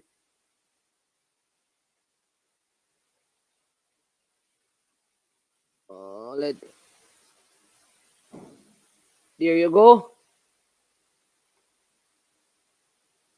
So let's go 40.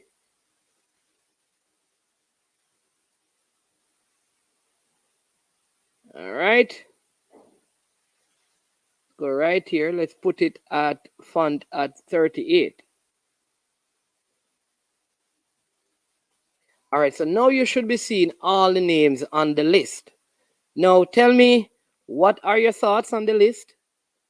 Who can come off? Who should stay?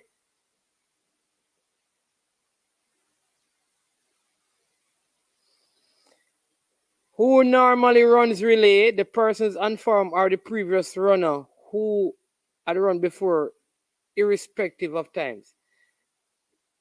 No, it is, listen, there is a trial, and how the rules are in the trials, except for injuries, right? Yeah, except for injuries, the persons who do best at the trial normally run the relay. Simple as that. So if this year, if Ilian had finished 5th, she may not have run on the relays. That's just how it goes. It don't matter if she's a part of the world record team. That's just how it goes. James Beckford is on it. He's the last name on it. Let me see if I can bring it up. But his name is on it. Chris. His name is on it. Down there at the bottom. Let me see if I can find a way of squeezing it on.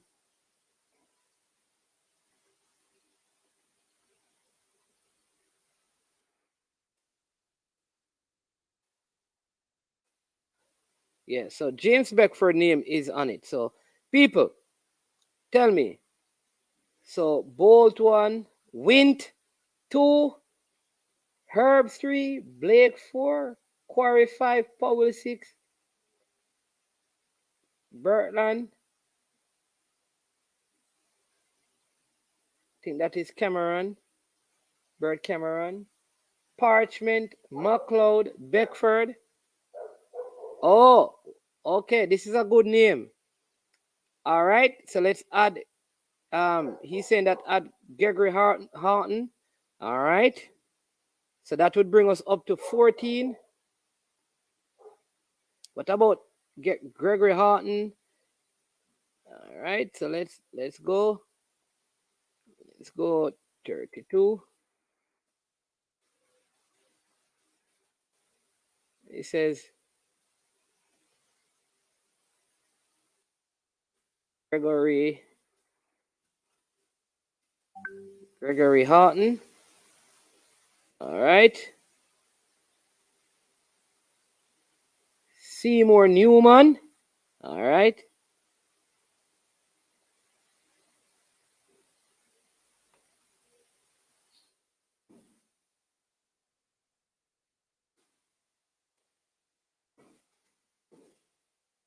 All right. So we have 15 names.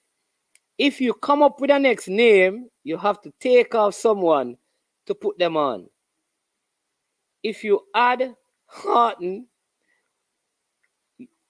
you would have to add Raymond Stewart. Now we have 50 names, so now it is. All right, Asafa can't rank higher than Donald Quarry. No, they are not in. Pioneer, just jump back on when you have some time because they are not in order yet. So now I need to get our 5 names before we begin to put them in order. All right, so we can safely say so far everyone is saying Bolt is number 1. All right, number 2, everybody says Arthur Wint is number 2, and McKinley is number 3. That's what I'm seeing. All right, so let's do that and then see if we can. So Arthur Wint, cut, go right here, paste.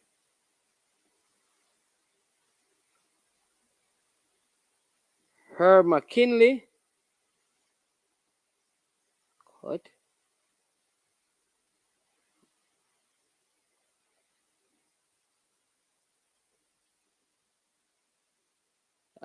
They say cut. Then Quarry. So that's the order so far. That seems to be the consensus from most persons.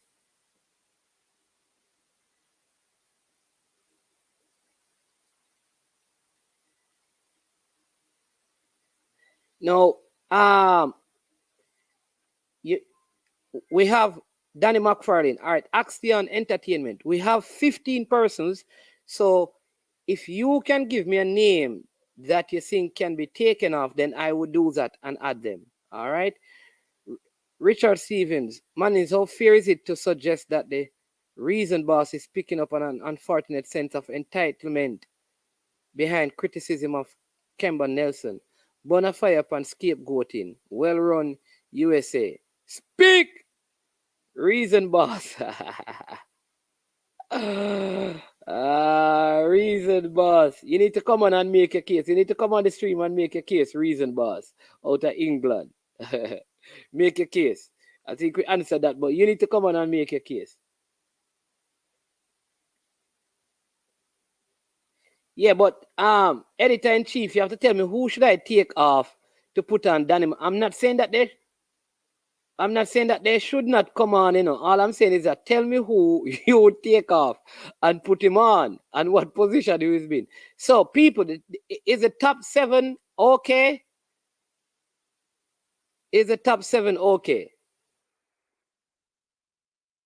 Is the top 7 okay, people? Are you satisfied with that top 7 in that particular order? Or would you make changes to it? All right, check your phone, preacher. Check your phone. Editor in chief. So who do you take off and put on Danny McFarlane? Winthrop Graham. Because, you know, maybe Winthrop, though he was the first hurdler, I don't know. What? Asafa above you and Blake? No. Kareem, remember the criterions. If you go to the criterions, it talks about medals. You and Blake have more individual medals than Asafa. So on that merit, he's there. Kareem Grant. Donald Quarry ahead of Blake. All right. All right, we have the preacher coming on to make a case of somebody I don't know who. Yeah, afternoon, man. It's afternoon to your Afternoon. So let viewers me and just change this. The people are saying that I need to put Donald Corey ahead of you and Blake. So let me see. Go ahead, preacher. Listen, again, people, these are the 6 things that we're measuring on, right? Medals, time and performance, longevity, impact, competition, and place in history. All right, go ahead, preacher. Your time. Yeah, I'm not sure how Tajay Gill makes a top 10 list merely because he won a gold medal. I know it was one of the longest jumps in the history of the long jump competition as well. I think it's probably top 4 or 5. Yeah, and he's a in his- record holder now in Jamaica. Yeah, but when you look at the criteria that you have there, the 5 areas, would you say that Tajay Gill has been a better, a greater long jumper for Jamaica in the context of the criteria than James Beckford? Even when you look, Yeah. when you look at all 5 things that you have in your criteria, and Gale being the only long jumper that you have on your list there, in the top 10, that is. James Beckford is all the way down 13. Yeah, and James Beckford is also the record holder in Jamaica for the triple jump as well, because he did the triple. Yeah. So. All right, so Tajay Gill is gone. No, well said, preacher. We don't ramping, we just take off listener. So.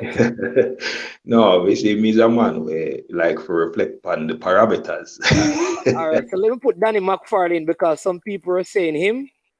So there you go. Yeah. And we think we have a little issue as well with Asafa Powell being ahead of Omar. Omar McLeod is an Olympic and World Championship gold medalist. Am I correct?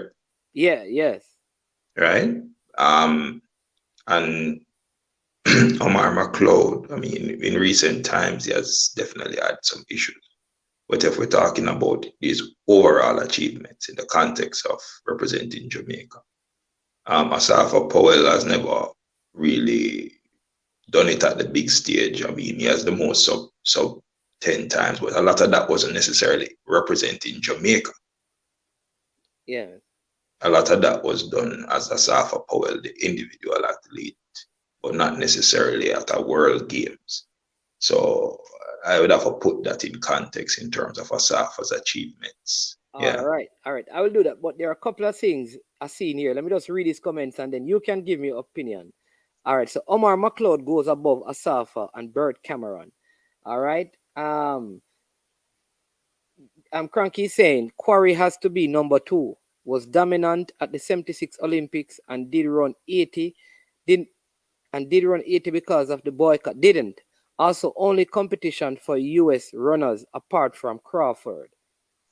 Yeah, I agree with Cranky in terms of Quarry's overall achievements. At one point, I think Donald Quarry had the world record, if my memory serves me well. But Arthur Wint had the world record. No, man, but it's not just the world record. It's the world record at the time with everything else that he had done. You know, so we're not treating the world record in isolation of everything else.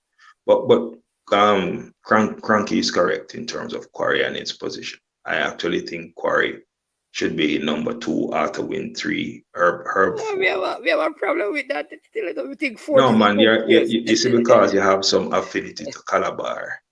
What? Yeah, because you have an affinity to Calabar, you know, you have a struggle with that.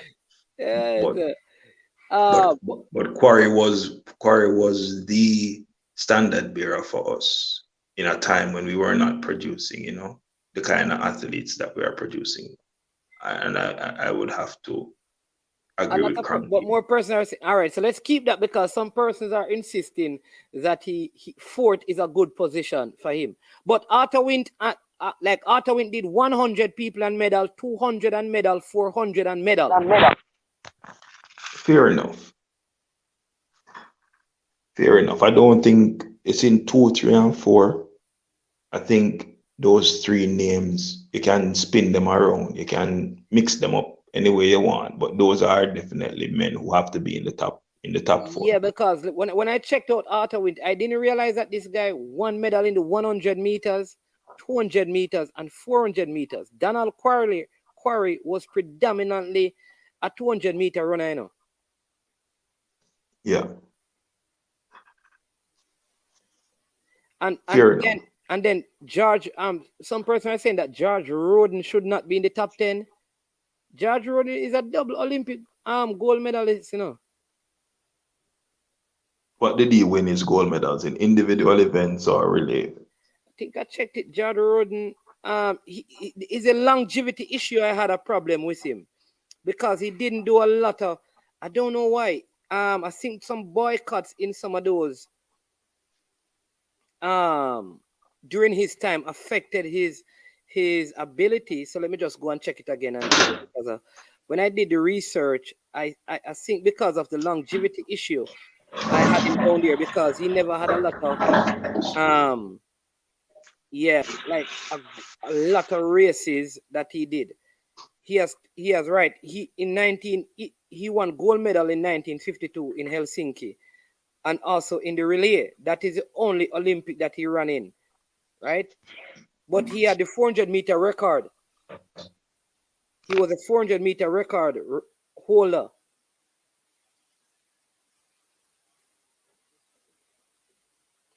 So, yeah. So I think because it's just one Olympic that he did, I question him on the longevity issue. But let me adjust. You said that Omar McLeod should be ahead of Asafa. Yeah, I mean, I know Asafa is near and dear to our hearts, but you look at Omar McLeod's accomplishments and you look at what he has done in the Jamaican shirt compared to what Asafa has done. I don't think you could reasonably put Asafa ahead of it. All right. So it looks like the top 10 people is just a matter of rotating them. Which would be suggesting that Winthrop Graham, James Beckford, Gregory Horton, Seymour Newton, and Danny McFarlane, good athletes, but they would not necessarily make a top 10. Are any of those qualify for the top 10?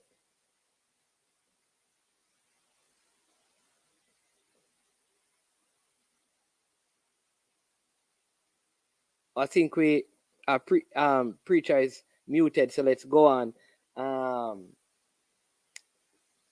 Raymond Stewart. Rob Smith, where would you put Raymond Stewart? Yeah. Now, people, we're at the place where you have to give me a name. You have to give me a name. Yeah, man, you and Blake is on the list, man. You have to give me a name.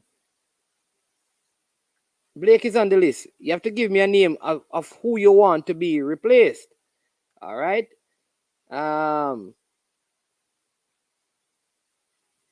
Cameron, you say Bert Cameron not in the top 10?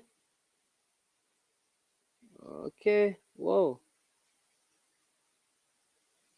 Let me take this one. Manins, I'll put an asterisk on world records because no one can be sure how auto win time, for example, will translate on some of these track surfaces that are built to enhance speed.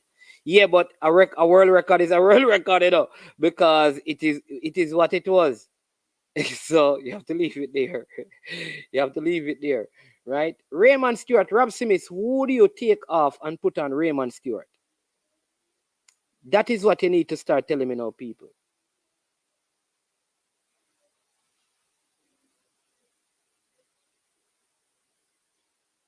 Yeah. So let me, based on what we're, all right, Richard, I'm going to send the link for you right now. All right. So let's work with the because nobody is disputing these top 10 names. So we're going to keep it at the 10, and then we can, if a name comes up, we can add the name or something like that. But this is the top 10 people. There you go. All right. So let's work with that top 10, and then we can chop and change and put who where and who can go where and all of that. All right. All right. So Richard.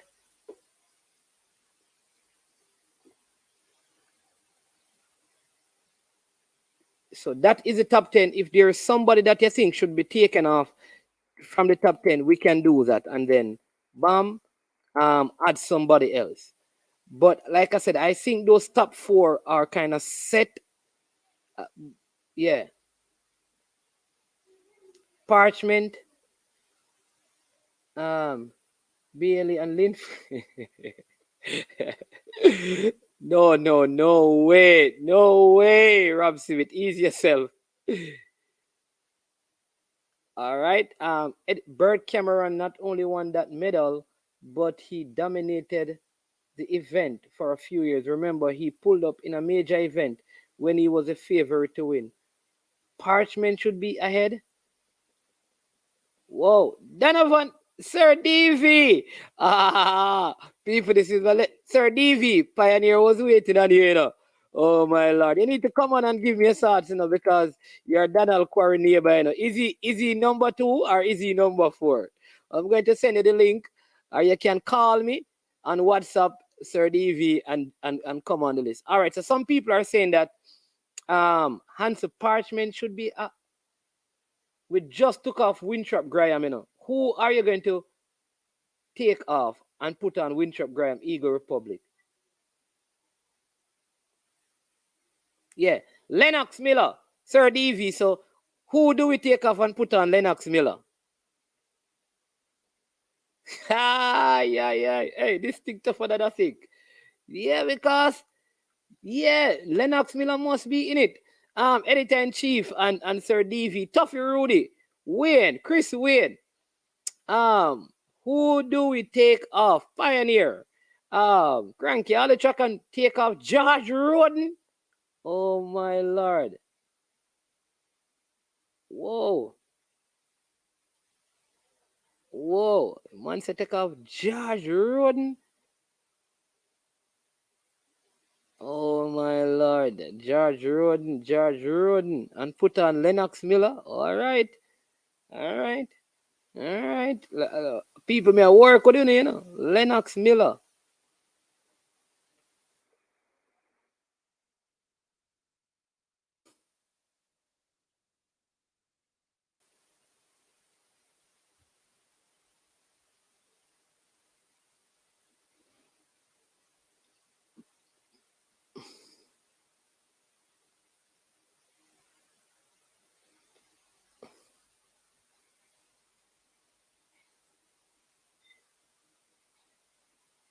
That's it. No, that's like the top 10 Jamaican athlete of all time.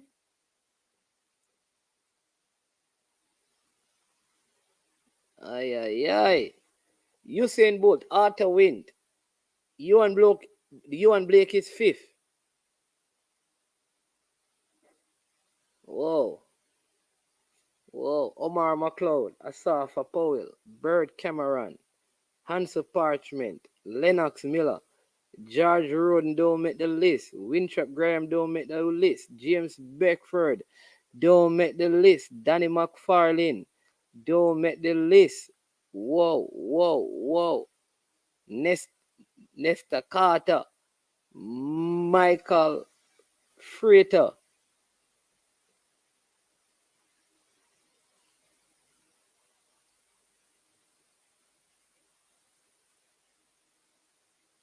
All right. Lennox Miller. Sir DV, remember you can call me, you know.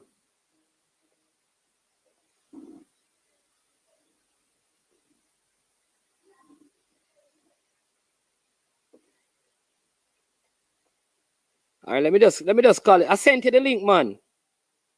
Okay, there you go. Sir DV. Yes, mornings, man. All right. Welcome. So good to have you, man. Listen, I sent you the thing yesterday, you know, because Pioneer wanted to talk to you, you know. Yes, but I don't know what to get to you. Oh. You know, I was trying. But I would like to talk to Pioneer too. Pioneer, so Sir DV is here. Yes. But go ahead and talk to me about the list we have. And at the same time, I'm going to add Richard out of England to the stream. Welcome, Sir Richard. So this is the legendary DV. He is giving some history. The man who lived next door to Donald Quarry. All right. Yeah, man. Yes, I know our sentiments towards Asafa Powell, but there's no way Asafa Powell can be in it over Lennox Miller and above Lennox Miller neither. Lennox Miller is up there. You can check the archive. I think he has 3 silver medals in the Olympics, plus two bronze medals. All right. He has been our most dominant All right. sprinter So he won over a silver. long He period. won silver medal in the 100 meters in 1968 in Mexico City at the Olympics. Then he won a bronze medal in the 1972. Then he won in the Commonwealth game. He won gold in the 4x1 and silver in the 100 meters in 1970. Then in the Pan American game, he won a gold in the 4x1 relays. Exactly. And he has lasted long, really for longevity. Look how many years. I think he went to 3 Olympics or 4. Same with Donald Quarry. Now, I'm going to show something in the. I'm going to show spokes in the wheel, you know. I know you have Irma Kelly and these men, but if you're talking representing Jamaica, they did not represent Jamaica. We were running Great Britain at the time. So you said that Herb McKinley wasn't representing Jamaica. They were representing Great Britain. Great Britain, yeah. Because we were a Commonwealth country. I just throwing that in the mix, but I know I just throwing that technicality into it. Not making an issue over. No. You want to throw that out. Throw it out. That's why I love to talk to you because you're the real historian. People, so what do you think about that? Technically, Arthur Wint and Roden and McKinley were not really representing Jamaica. They were representing Olympics. No, they didn't run out. No, Jamaica wasn't in the Olympics at that time. We were Great Britain. We were British West Indies. No, we run under the flag Great Britain. The Queen anthem play when we won that really. Still about Jamaica still. And we have Arthur Wint driver Jamaica them still. We capture them. No, listen, what I said to you. I said I'm not making an issue on it, you know. I'm just giving you the correct thing that they represented as Great Britain. Okay. It's a fact. Yeah, it's not an opinion. All right. What about George Carr? George Carr, yeah, but he didn't win anything. Okay. Just like Bert Cameron. Bert Cameron did not win anything. I think he was one of the best 400 ever produced, Bert Cameron. But unfortunately, he didn't win any medal. Asafa don't win any medal. And as preacher rightfully put it, Asafa, gentlemen, I understand something. I love Asafa Powell. I respect him everything. But facts are facts. Asafa has won only 1 individual medal at Olympics. That's a bronze. McKinley, in his great and ace days, did not win any individual medal.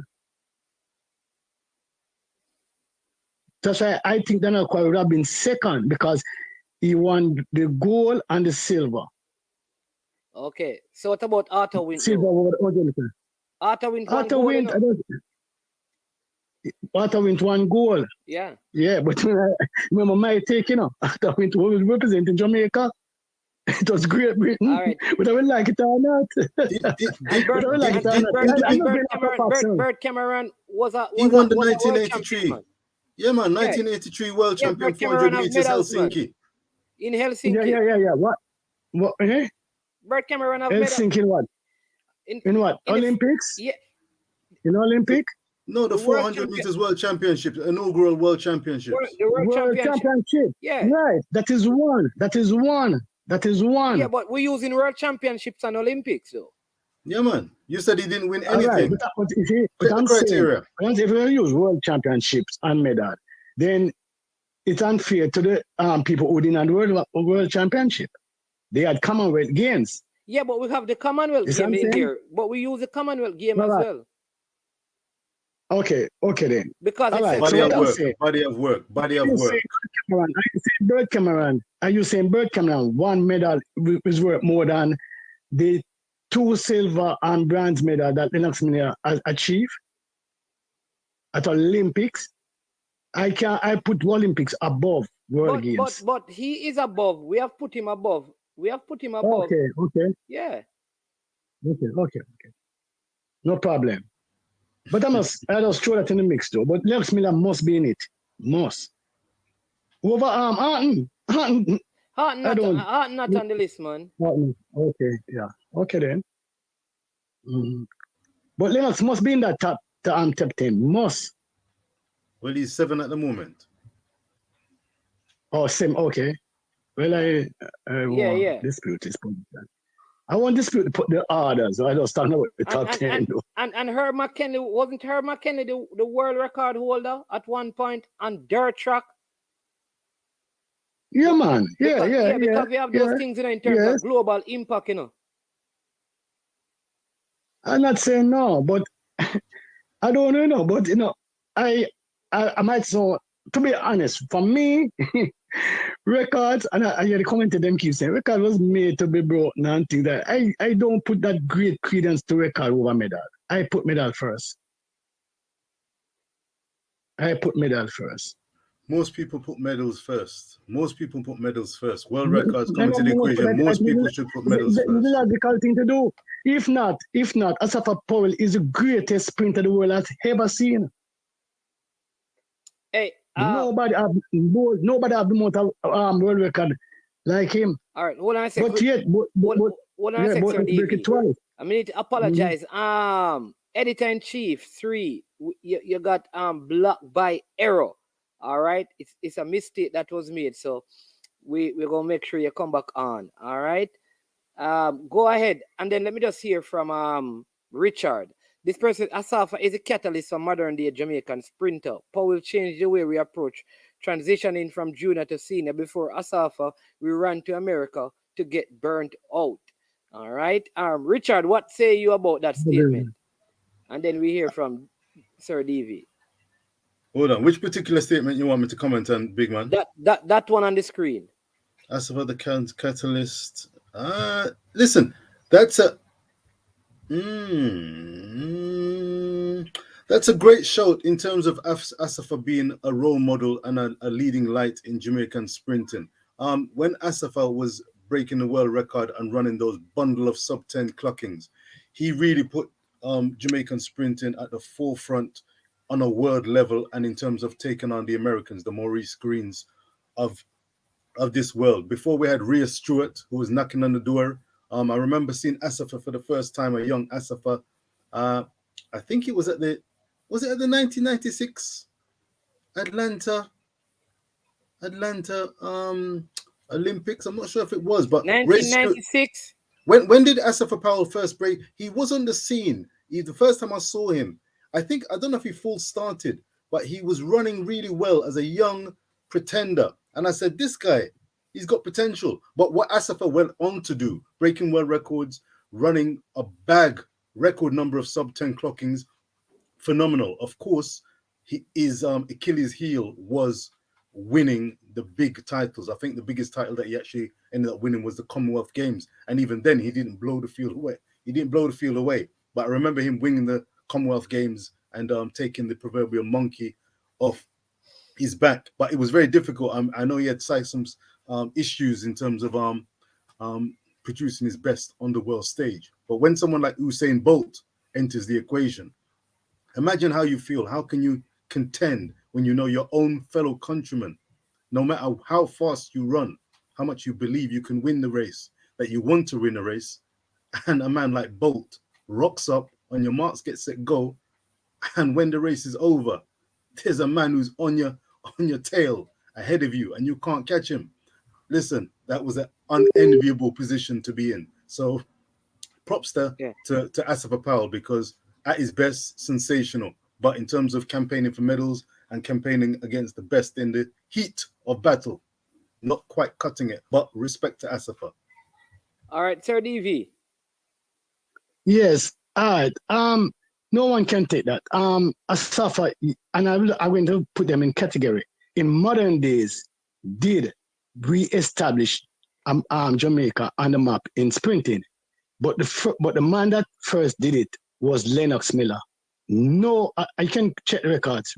It was the first time that we had anybody competing with Americans over 100 meters and Respect 200 to that. meters. Yeah, man. Him Lennox and was old Michael school. Yeah, Phelps. man. Yeah, man. Lennox is the first Jamaican to compete with America. Probably the first man in the world to compete with any Americans over the 100 meters distance. And not only one season, several years. He was hard to beat. He was like a Merlin Atty. Probably he end up coming second or third. But in all Olympics leading up, he was the first Jamaican ever to get medal at that distance. In the mix on the podium. And he was competing both in. Yeah, right? So if you want to see it, I think Asafa re-establish us after Lennox Miller, after Donald Quarry, after Raymond Stewart. But I think in terms of global impact, you know, I think global. Asafa, because remember one of the criteria. Difference here. No man, the difference there, though. All I'm saying, you know, is that one of the criteria. Hold on a sec. One of the criteria. We have 6 criteria. You know, we have medals, time and performances, longevity, impact, competition, and place in history. When it comes on to time and performances, you know, Asafa Powell have the most sub 10 times, you know, in history, you know. In history, you know. Well, so I agree with that. You know. Okay, I agree with that, management. But just no. You said, you know, establish. No, establish. You know, one did it by time, one did it by the performance. And I'm saying that we never think that anybody outside of America could contest for the 100 meters and the 200 meters. And Lennox Miller came and showed the world. Yes. Donald Quarry came and won. So he but somebody could look and say, until Asafa, nobody didn't know that going under 10 seconds could be a consistent thing. Like that would be the new standard. Listen.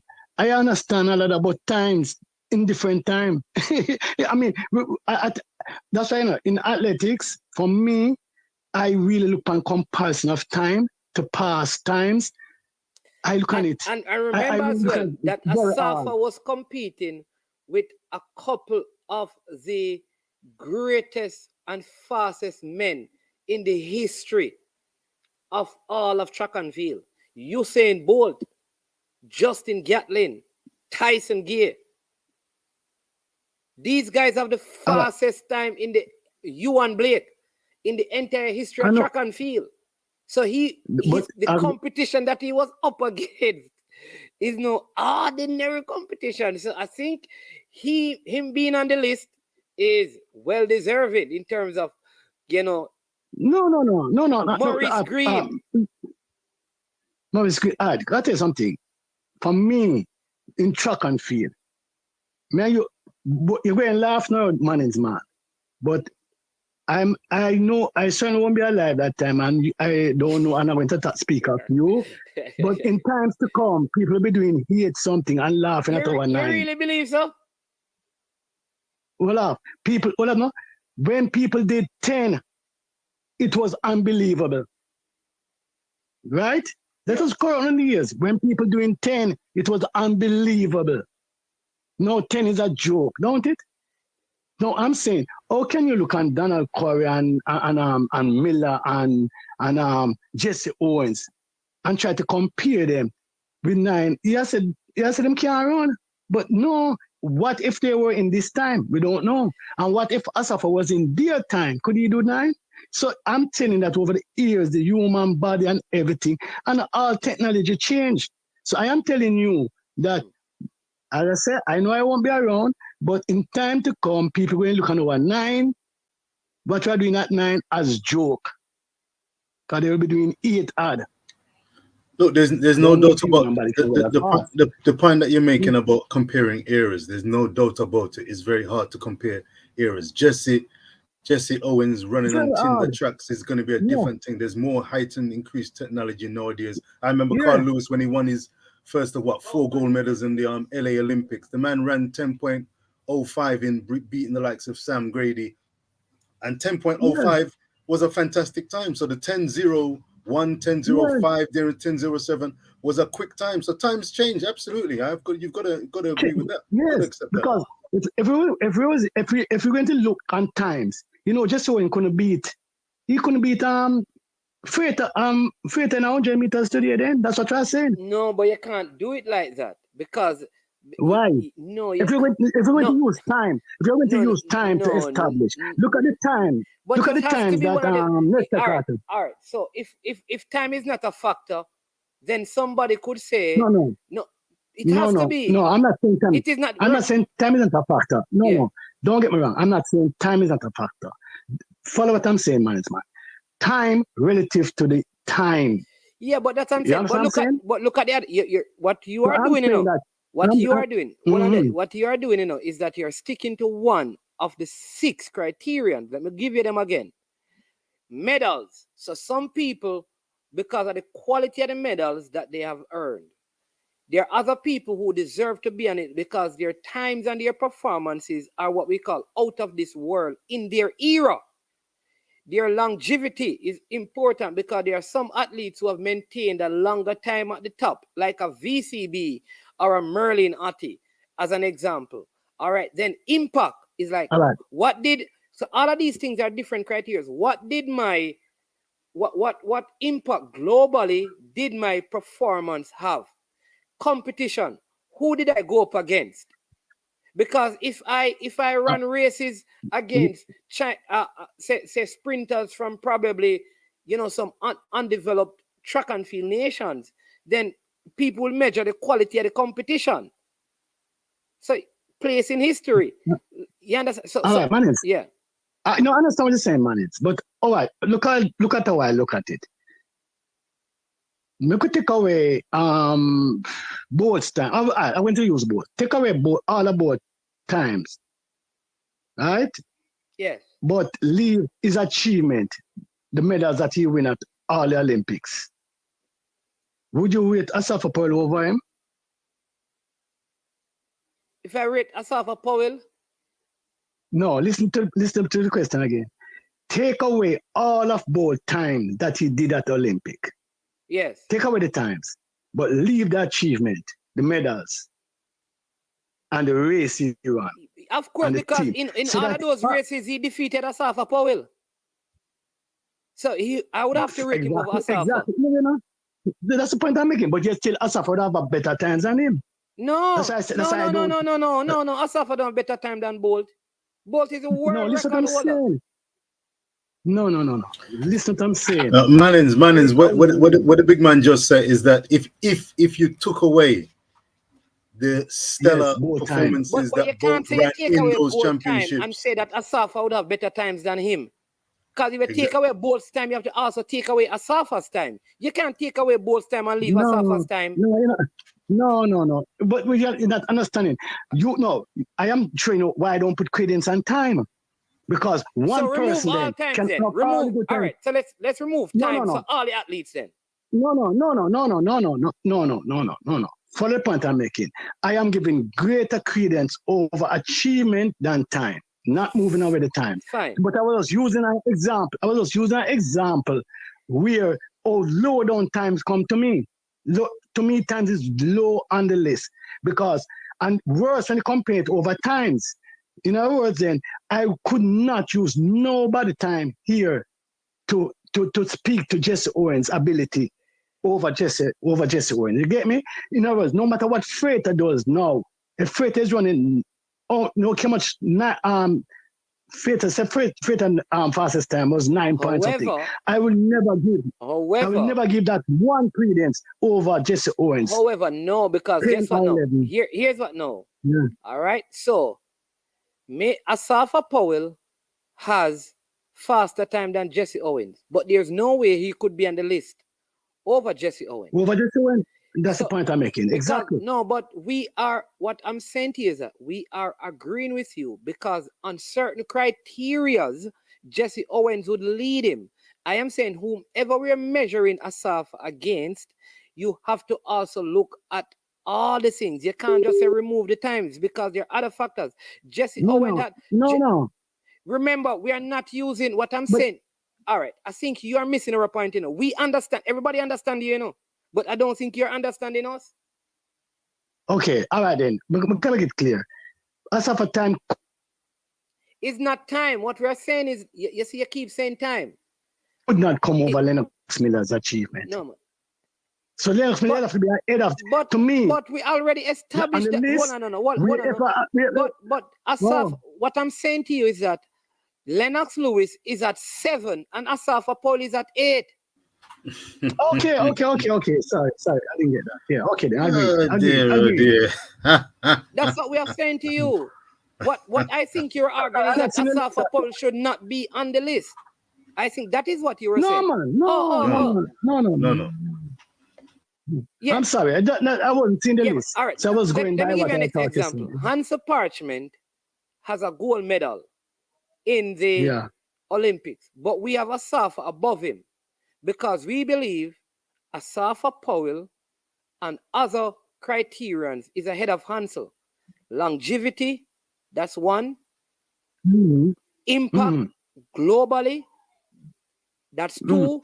Right. Though Hansa Parchment has a gold medal. Asafa Powell. No, I can understand that. I can understand that. Exactly. Yeah. I was saying if this close for me, say Parchment was close to Asafa in other achievements, I would give Hansa Parchment based on the medal. You follow me? But I wouldn't do that if it's not that close. Okay. Yeah, I agree. But man, I wanted to make a point pertaining to the coming to you, Richard. Sorry, Richard, but on the 4x4. Or 4x1. What I want to 4x1. The young ladies, and I'm going to say something probably that is that might cause concern. But I think that these games, right, was tactically set up by the Americans, that they know that our 3 girls would have been, I think they had them to triple in both 100 and 200, not knowing where Elaine is, right? I think they knew this when they were setting the schedule. And if you notice, this schedule was set very unusual. The men and women 200 meters always run based on the same schedule. Am I correct? At all major games? Yeah, I think so. Yeah, that is for most games. I wouldn't say all, but for most of them. All right. For most, and in recent times, I think they were almost simultaneous, right? Now, look at the schedule. The ladies, and for me, why, if it could have to the ladies, it should have to the men. Why were the ladies 200 meters set, the heats, semifinals, everything straight after the 100 meters, while the men got multiple races between? All right, I'm going to give you a couple of things. The schedule is not set by America. It is set by the IAAF. I don't matter who set it. Don't matter who set it. It will set for America. It will be set for America. No, that's number one. No, man. No, this to me. I going to tell you this. Organization, pressure and uptalk, and big countries tend to push their weight around. Don't tell me that the IAAF, I don't think it was freely. It had to, they were consulting because it keeps in America. Number 2. All right. Whenever the United States, hold on, let's dissect this. Whenever the United States got the schedule, Jamaica would have gotten the schedule. And if the 4x1 relay was as important to Jamaica as it is to the American, it would have been incumbent on the Jamaicans to make the necessary adjustment, not for the IAAF, even under duress, to prepare a schedule that is convenient for the Jamaican, regardless of how the races are split. It is incumbent on the Jamaican if they value it as important. So if I realize that you're fixing a schedule, say that is the case, then if I value the 4x1 relays, I am going to set my schedule in terms of my athlete, determine what they do if I want to ruin the relays. The brother is reaching. Man isn't just speaking. Manning's you're speaking, and this brother is reaching. You're speaking, he's reaching. Yes. Yes. Listen to what I'm saying now, man. Yeah. Michael Johnson run 400 meters, wanted to run the 200 meters. Remember that Olympic? And America know that he was the greatest and he would have won both. They changed. America got the whatever it is, the organization, to change around the scheduling. That's a fact. The Americans demand that it changed so Michael Johnson could run both. Let me ask you a question. If the no, schedule, the point I'm making. Let me ask you a question. Is Let me this. ask you a question. Wait. Manners. Forget the relays. I'm not talking about relays. Why were the women forced? No. Everybody know that most people that run 200 will run 100. We're going to run a 2. Why was the schedule for the 100 and the 100 meters female and 200 meters was done in such a way? It has never happened before. Do you know that? Never happened before. Hold on. Do you know if you're talking about? Don't forget the relays. I'm not talking about the relays. I'm talking about 100 and 200. Let's forget the men had break. Let's forget the relay. Let's talk about the 200 meters. Say the schedule was the problem. Do you realize that Shericka Jackson ran her fastest time ever with the present schedule? It doesn't matter. It doesn't matter. It doesn't matter. This is the point I'm making. No. The point I'm making. Shericka, that doesn't take away. That doesn't take away. Don't you realize they were open? They were banking on Shericka. They were hoping that the Jamaicans will fail, no matter who it is, whether it's Shericka, whether it's Shelly or what. They knew the girls. They knew. All right. Why didn't they do that for the men? You know why? Because they were hoping that the guy that pull up in the 100, they were hoping that they will have a clean sweep in both events. All right, so listen to me. So it's a mix and pick. No, for me, why didn't our Athletics Association object to that? You're asking questions. It is too good. What I'm saying is that you're asking me questions and you're... That you can answer. Okay. No. Not that I can answer, but you're answering the questions. And then you ask a next question and you answer it. But nobody's really getting to answer what you're asking. You know? Remember, this is the longest break that the females have gotten for the 200 meters. Yeah? Yes. In Olympic or World Champions history, the longest break. Really?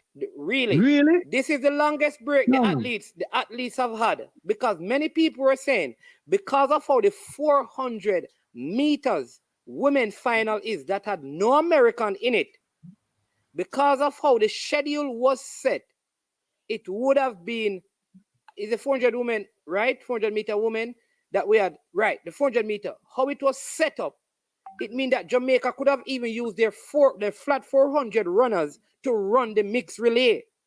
People were saying that there was so much time to rest in between the 200 meters, the heat and the final, that is why most people believe that the Jamaican athletes would get the world record because of the time, because of the amount of rest. So if anything can be said, it is that the schedule was so flexible for the flat events. The rule was also changed where you could change all 4 athletes for the relays. Now, my question to you, let's get to the relays. My question to you is simply this. If the button changes were the same as they were, would a day rest make a difference in the result of the relays? If everything... No, I'm not talking about... No. You're missing me. I am not talking the relays. I'm talking the 100 meters and the 200 meters. The ladies was coming out straight out after 100 meters and made to start running 200s the very following day. Yeah, but that's how that situation applied for all of the athletes. Because but the men had a short. But the men had a shorter time between the 200. What is the ladies had a longer time? So hold on, no, watch what happened. The men had a longer time in the 100. The ladies had a longer time in the 200. Yeah, where you get that from? check the schedule. The ladies that won 100, no man, the ladies that won the 100 came out of the 100 and immediately went into the 200. All right. While the men came out of the 100 so watch this. and break. So watch this. And break. So The men no, break. listen on. Just listen on. Yeah. So yeah. there is a game, a semi-final game to be played. Just listen to me. Just listen me out. All right. Yeah. You play your quarterfinals on the Saturday. Mm-hmm. Right? I play mine. Remember, both of us played the Sunday before. Then the next weekend you play on the Saturday, and I play on the Sunday. All right.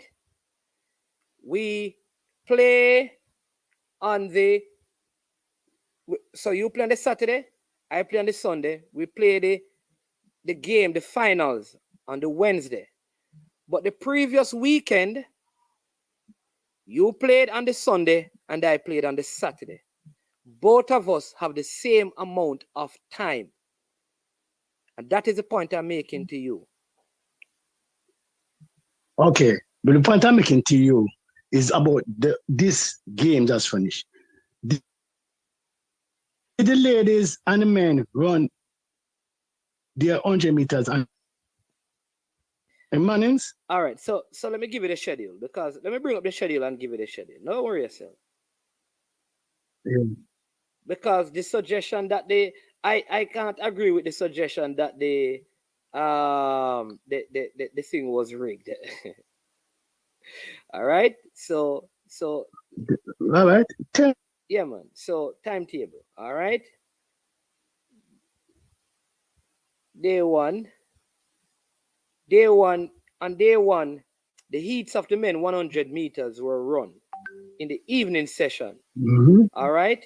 Mm-hmm. Yeah, the preliminaries. So the men got on the track on the first day. The men ran. You had the preliminaries in the morning session. This is on July the 15th. All right. And then they ran the heats in the evening session of the first day. The ladies did not run. All right. Yeah, okay. Yeah, Hold on. So the men actually started competing. That's what I'm saying to you. So on day two, all right, the women, the heats of the women ran in the evening session. The men ran their semifinals and they ran their finals. All right. So the men did races before the lady even got to a finals. All right. Follow me. Day three. All right. You had the women semifinals and the night ended with the finals. All right. That's day three. Day four, the men 200 meters started the morning session. All right. And the women had their heats as well. Stop now. Stop there. Yes. Stop there. Is the point I'm making? No, the you're men. missing. But you don't listen. No, because no. You have to listen. They didn't start running the same day. It doesn't matter. I am talking about when they. Oh gosh. Listen, man. Listen. I am saying the women were running. The list I'm talking about. The women that run the 100 meter were running from the start. Running 100 meters, they don't stop running. The men who start running 100 meters stop running before they start the 200. What I'm saying to you though is that happened because the men started competing. It has to matter. It doesn't matter when it happened. The lady did not. No. In other words, the lady, hold on a man, the ladies got their rest day on the first day of the event. It's not a rest day. Them don't do nothing. Them don't start yet. I don't call it a rest. So, hold on. So you're saying that if you and I travel to a tournament to play football. Listen. Hold on. Let me ask football you. Is different. No. Man is man. Man is man. Football is different. Man is man. Man is man. The way man is man. Make I make a point. Football is different. We are talking about people who are doing a physical thing, running now. Listen what I'm saying. The ladies start before them start run is not a race. Them don't, all right? It's not. I'm talking about when they are not physically active. They are physically active from the 100 meters going straight in. The men, when they came physically active. So let me ask you a question. Because what I want to get I am not comparing. I'm not comparing the race with the men now. This is what I'm saying. I am saying the men them had rest. Just hear what I'm asking you now. Mm-hmm. Just tell me in one sentence what is the end point to your conversation, because I want to make sure I'm answering. All right, the end point to my conversation is that the ladies could not, for me, and this is what I wanted to ask Pioneer, because Pioneer was saying that he would be disappointed if he didn't get the gold medal. I think we would never would have ever get this sorry, not gold medal. The world record. When I saw the schedule, I knew that the world record was not on the cards because of the scheduling for the women. Don't forget the men. I'm not comparing the men there. The women would have been running, who we are depending on so that we can get the world record, would have been the 3 outstanding ladies. 4 of them going to run, but 3 of them will be running 6 races on a trot before the relay. That's the point I'm making. So can I pipe up? Sir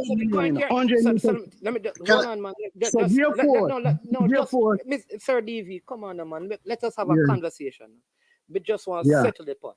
Because you know me have high respect. So your point is, if the schedule were different, the ladies have broken the world record.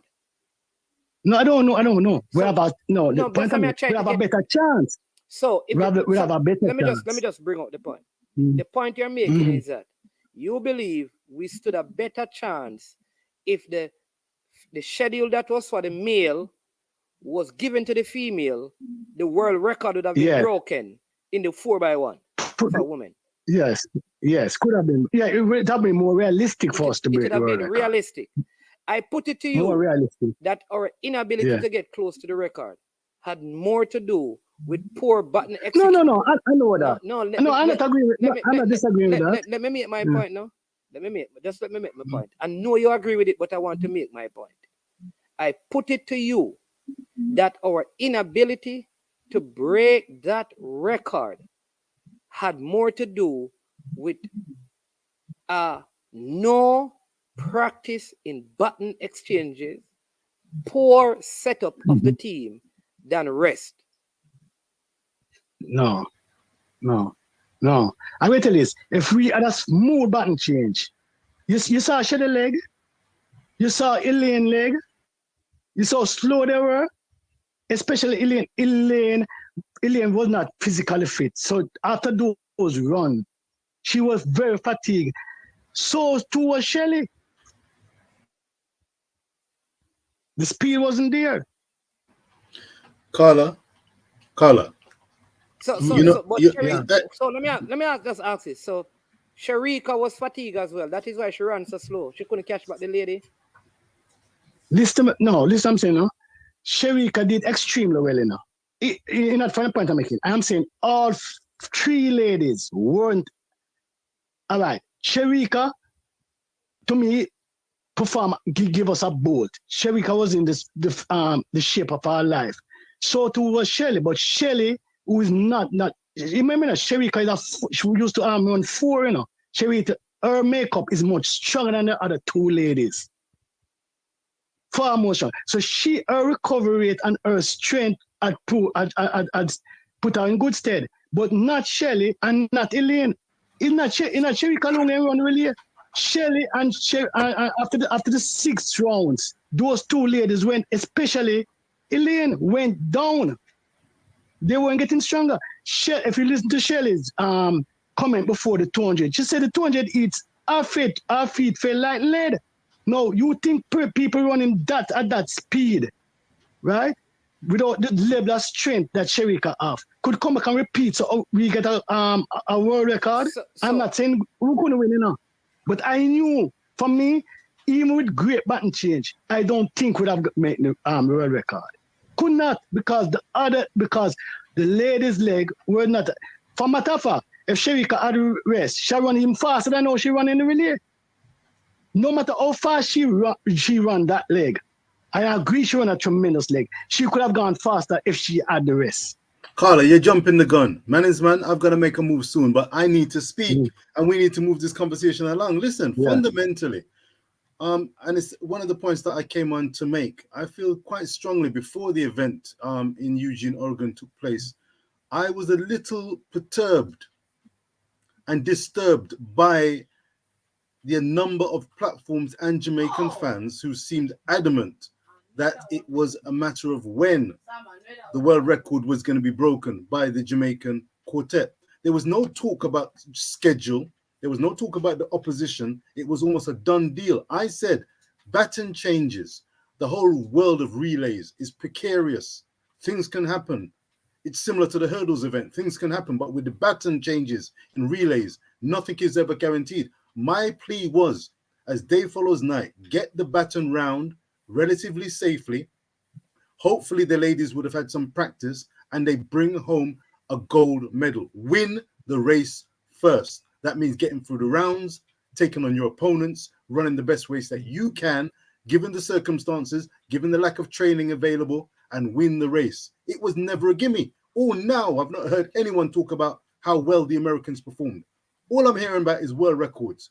Who has a given right to have the ideal conditions to run a world record? There's never any ideal conditions.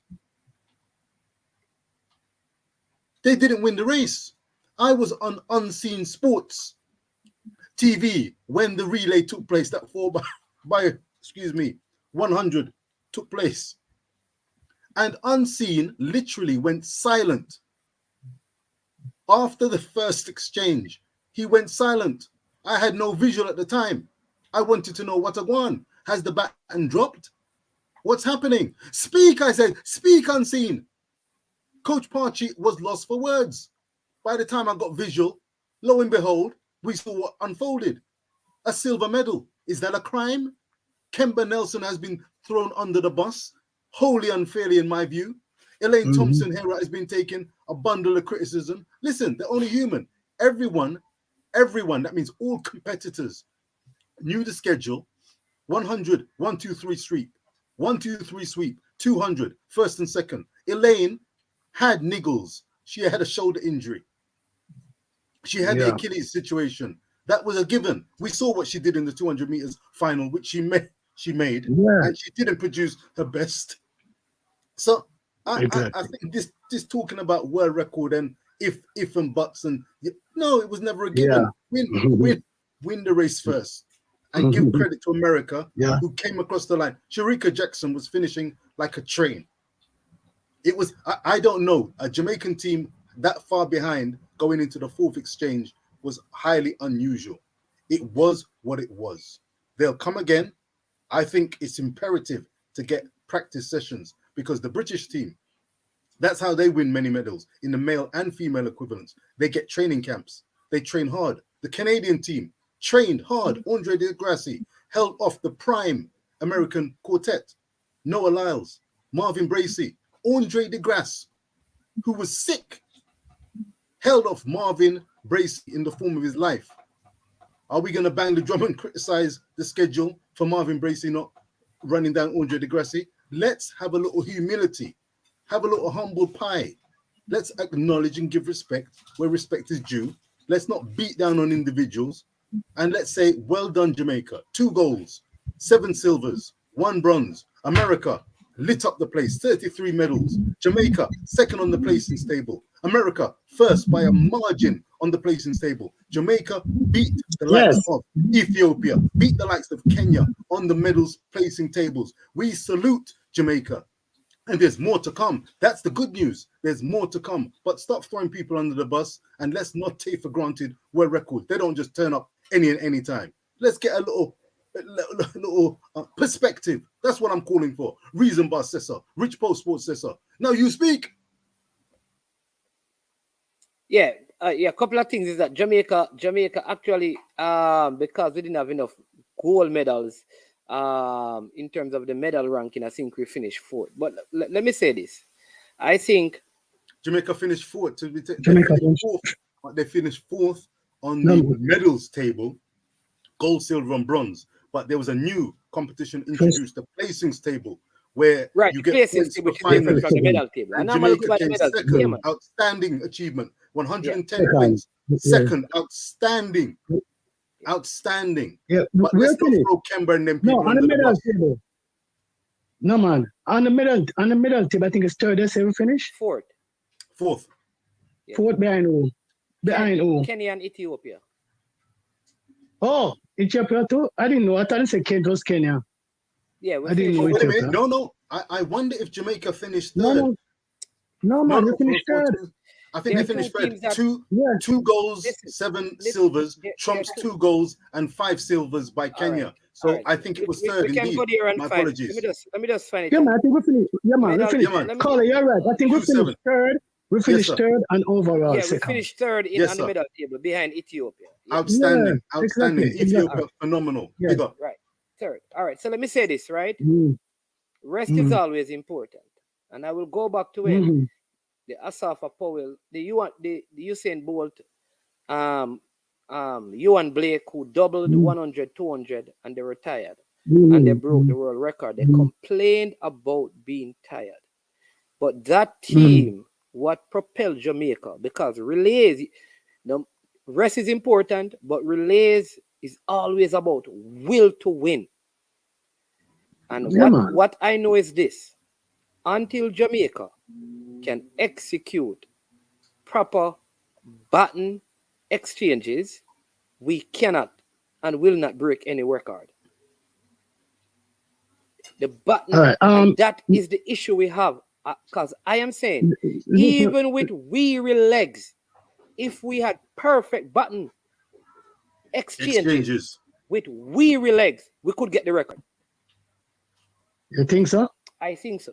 The 4x1 record is not that far out of reach. Okay, no, but for me, I just wanted us to win the race. But outside of that, and I hear what the caller is saying. I am not disputing. I'm not saying that. I was up against what Pioneer was saying. When Pioneer was saying that he wasn't talking about winning now. He seemed to be hugely disappointed if we run and didn't break the world record. So I was challenging that argument. Why would you be so disappointed knowing the fatigue that the girl is going to be facing? That's my point I was making. Yeah. I don't know if the caller got me wrong. I was not making a point that saying that that I did not give USA credit or anything. I was saying why I could not be so disappointed. For a matter of fact, I'd be more out of my wits after they doing all of what they did and would have been able to come back so fatigued and run such a fast relay, right? With even good button change. That is my take, So I wasn't looking towards a world record. I was more looking for a win than a world record. So to make a statement to say I'll be that, for matter of fact, I just say now, we running just the relays. We call it the if these ladies prepared, well prepared with button change and everything and physical. I am more say that I'm more disappointed if we didn't break it in the world relays. You follow me? Yeah. Without being fatigued and everything, as the caller, previous caller said before, perfect conditions. The girls are fresh because it's not an easy thing, We come on to relay. There's so many things that involve. You and I know that. In terms of first of all, I was even worried before the preliminary because I know these girls are going to run. So to talk about the World Cup before them even run, I was just hoping we'll get to the finals first because anything could happen in the heats and things like that. So I'm with him. And then when I look at Elaine, I don't know how people could call on Elaine. Elaine did tremendously well based on her injuries that she won't be able to prepare properly. Right? She didn't give no excuse. She just started the facts. She was not properly prepared because of her injuries. And to come and to run the way she ran, excellent. I tell you, caller, you've made a really important point, and I want to make it crystal clear here. I want to give you some feedback from London, England, Great Britain. when it comes to excuses, when it comes to coverage of athletics and the treatment of athletes and their performances and expectations levels, Jamaica, I describe it as tough love. Watching and listening to how Kemba Nelson's been treated has been very interesting. Elaine too. But what the point you just made about Elaine coming up, fronting up and saying, no excuses. It was what it was. I was carrying a shoulder injury. I dealt with it the best way I could. The thing that makes Jamaica different from a Great Britain, they leave it on the track. They go out and compete hard, tough, to the best of their ability. And it's interesting that the media and platforms don't big up people unnecessarily. I think it's a tremendous honor, and it's fantastic to see Jamaica finish in second on that medals table, in the placings table, and third overall, because that shows that the crop of talented athletes that we've got know how to deliver on the big occasions. Shanika Ricketts, of course, Sharika and Shelly-Ann and Elaine, fantastic. But the British perspective, my lord, it's an interesting one. They will use every excuse under the sun regarding injuries, regarding a loss of form, that the time was too hot. They've got the Commonwealth Games to come where they can shine again, in the European Championships where they can redeem themselves, and well done, never mind, fastest losers, semi-final qualifiers, finishing last in the semi-finals, failing to make finals, and yet they're touted as potential medal hopes. It's a total contrast to the experience I've picked up on in Jamaica. So credit due. I'm going to actually do a video on that on Rich Post Sports about the attitudes to athletics, because the Americans, fascinating. I was speaking to my brother earlier on this evening, and he said Keely Hodgkinson, for example, the 800-meter runner who battled Athin Mo in that great 800-meter tussle of the 20-year-olds. He said Keely is different from the rest of the British athletes, from what he's been used to over the years. She actually wants to win. I laughed. I said, what are you saying, sir? She wants to win, and she's disappointed, given her ability, given her hunger. She's disappointed that she failed to win against Athin Mo. That's fair dues. Absolutely right. Right on the money. She could win. She left it on the track. A silver, brilliant, given context, but she wanted the gold. Now, Elaine Thompson-Herah, we know we didn't see the Elaine Thompson-Herah in that 200 meters race. We know that's not the Elaine, but no excuses. We know that she's going to come again, and she'll do what's necessary. Shelly-Ann Fraser, mid-30s, gets a silver medal in Tokyo behind a stellar performing Elaine Thompson-Herah. Do you think that she rested on her laurels and said, wow, I'm elated. I came second, silver medal on the podium, terrific. No, she said, I'm going to train harder. I'm going to do what I need to do because there's unfinished business. I feel that I can win. And what is athletics at the end of the day? And that's my question to you guys. What is athletics to you guys at the end of the day? Is it about the taking part? Is it about a podium finish? Is it about making a final? Is it about running a personal best? Or is it about gold or nothing? It's about context. What is athletics to you?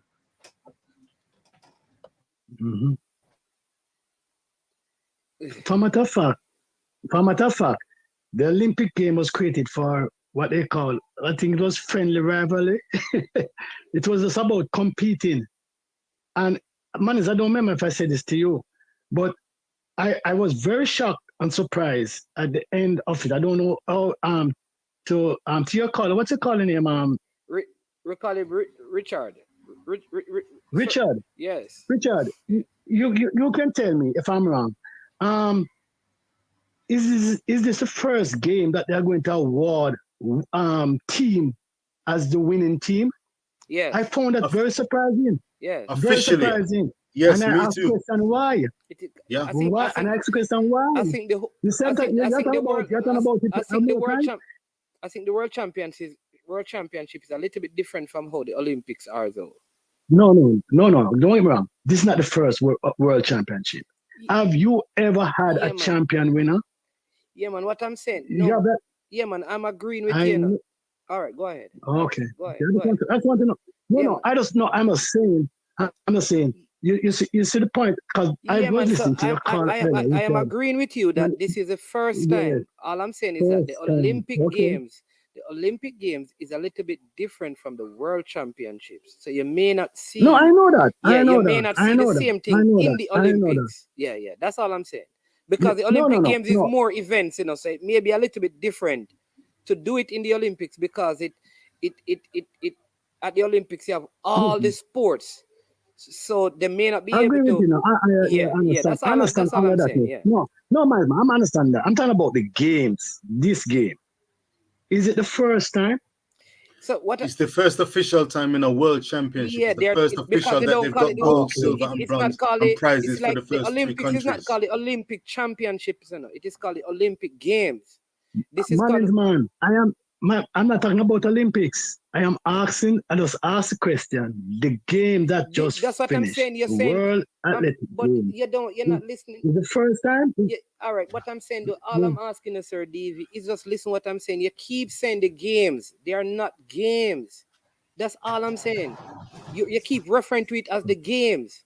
The It's the only first place world championships, Carla. world Carla, is it championship. maybe a That's technical?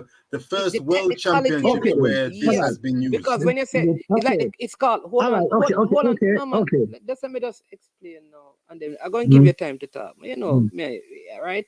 So you Yeah. have Yeah.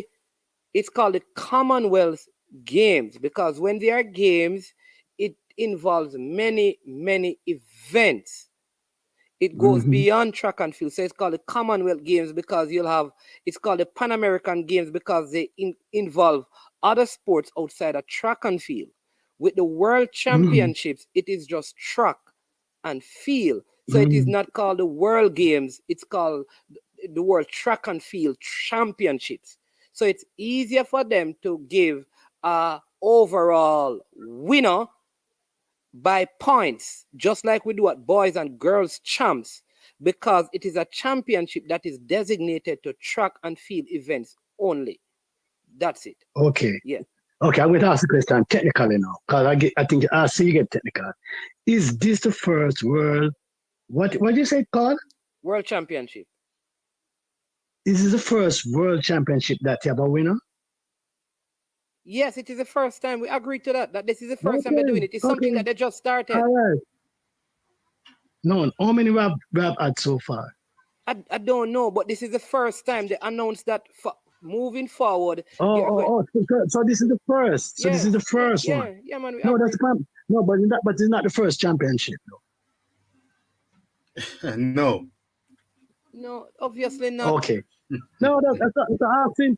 Man, you don't get the question. I was asking. Out of all the world championship games that has gone, this is the first time you're going to have a winner, right? Yes. Okay, that's all I'm asking. Yeah, man. There's always been official and unofficial medals tables, but this is the first time that they ever allocated points But this is the first to the time. 8 But this is the first finalists time. of 49 That's all I'm asking. events. That's all I'm No, asking. I think I was a little bit confused because you were saying games. Because I remember I was talking about I was talking about this. I don't call it games, but I was talking about it. Yeah, because I remember I was saying that why are the World Championships all the schedule, everything is different from the Olympic Games. And I know that. Right. And it explained to me that the Olympic Games was created for a completely different purpose. And that is why you have so many different events. But when it comes on to the World Championship, it is track and field. Athletics. Track and field, yeah, man. I understand. Yeah. But I just wanted to know.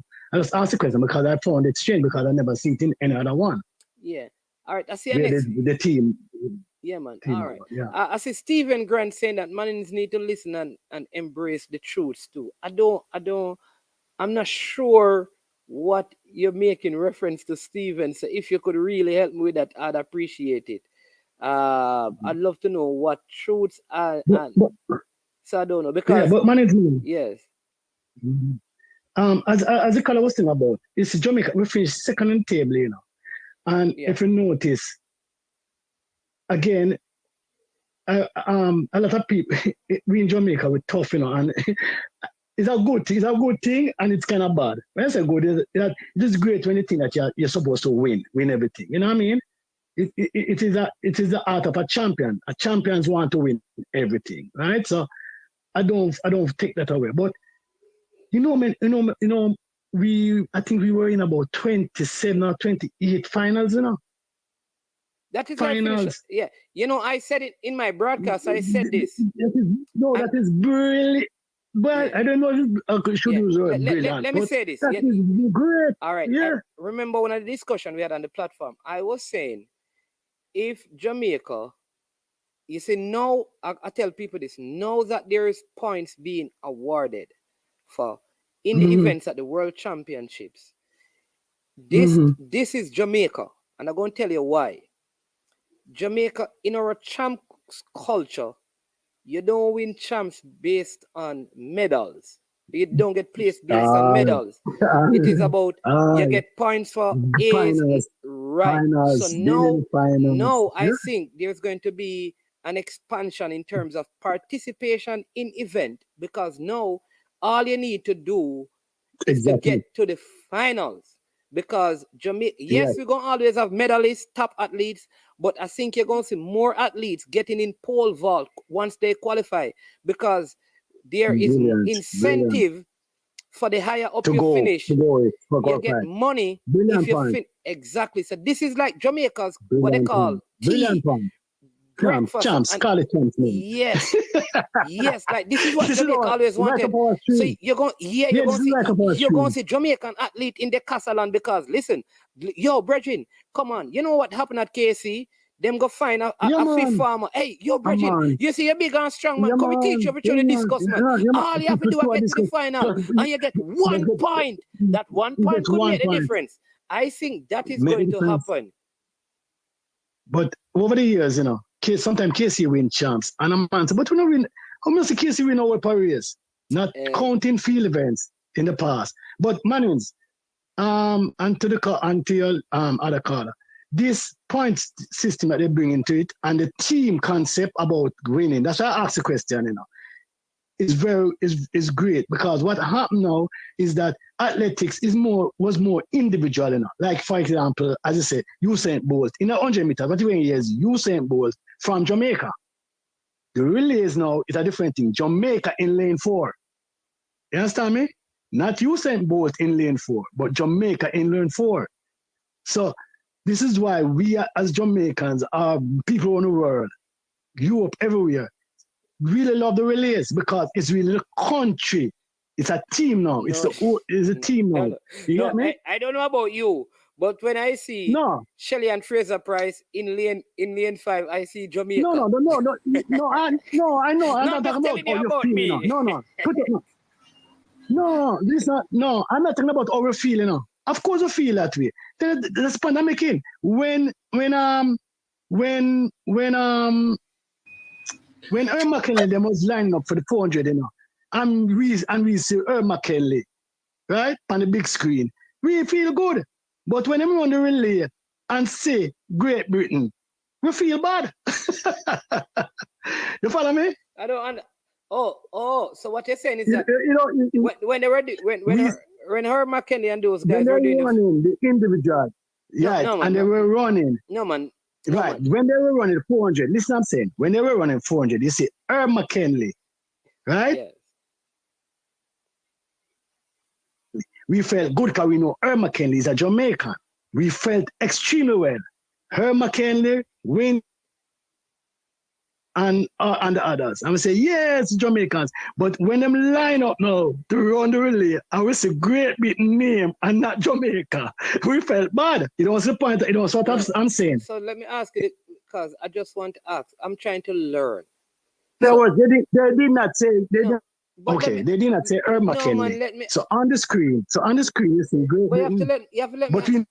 I want to learn something.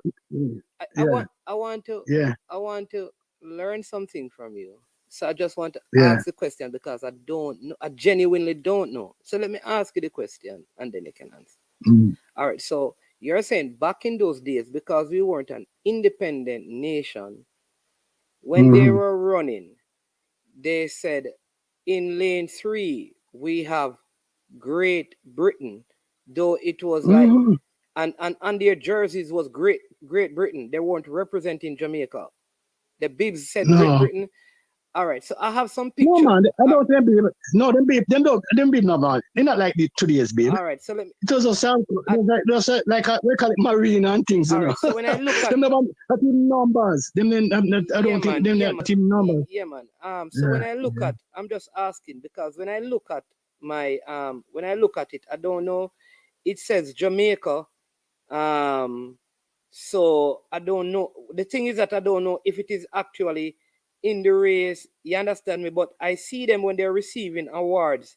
The bib that they have on is saying Jamaica. The sweater that they have Yeah, on. but we run on the Great Britain flag. So this is the relay. So the picture that I am seeing of the relay with them, all right, receiving in the relay. This is now when they're receiving like for the relay. Oh yes. Yeah. Sorry. No, sorry. Sorry, I am sorry. I must correct myself. Okay. Yes, they did run for Jamaica, but we had to use Great Britain anthem. Sorry. Okay. We weren't independent. Okay. That's but all so, right. in other words, we were sorry. Yeah, sorry. My apologies to your listeners. Though. Yeah, we run as Jamaica, but under the Great Britain flag.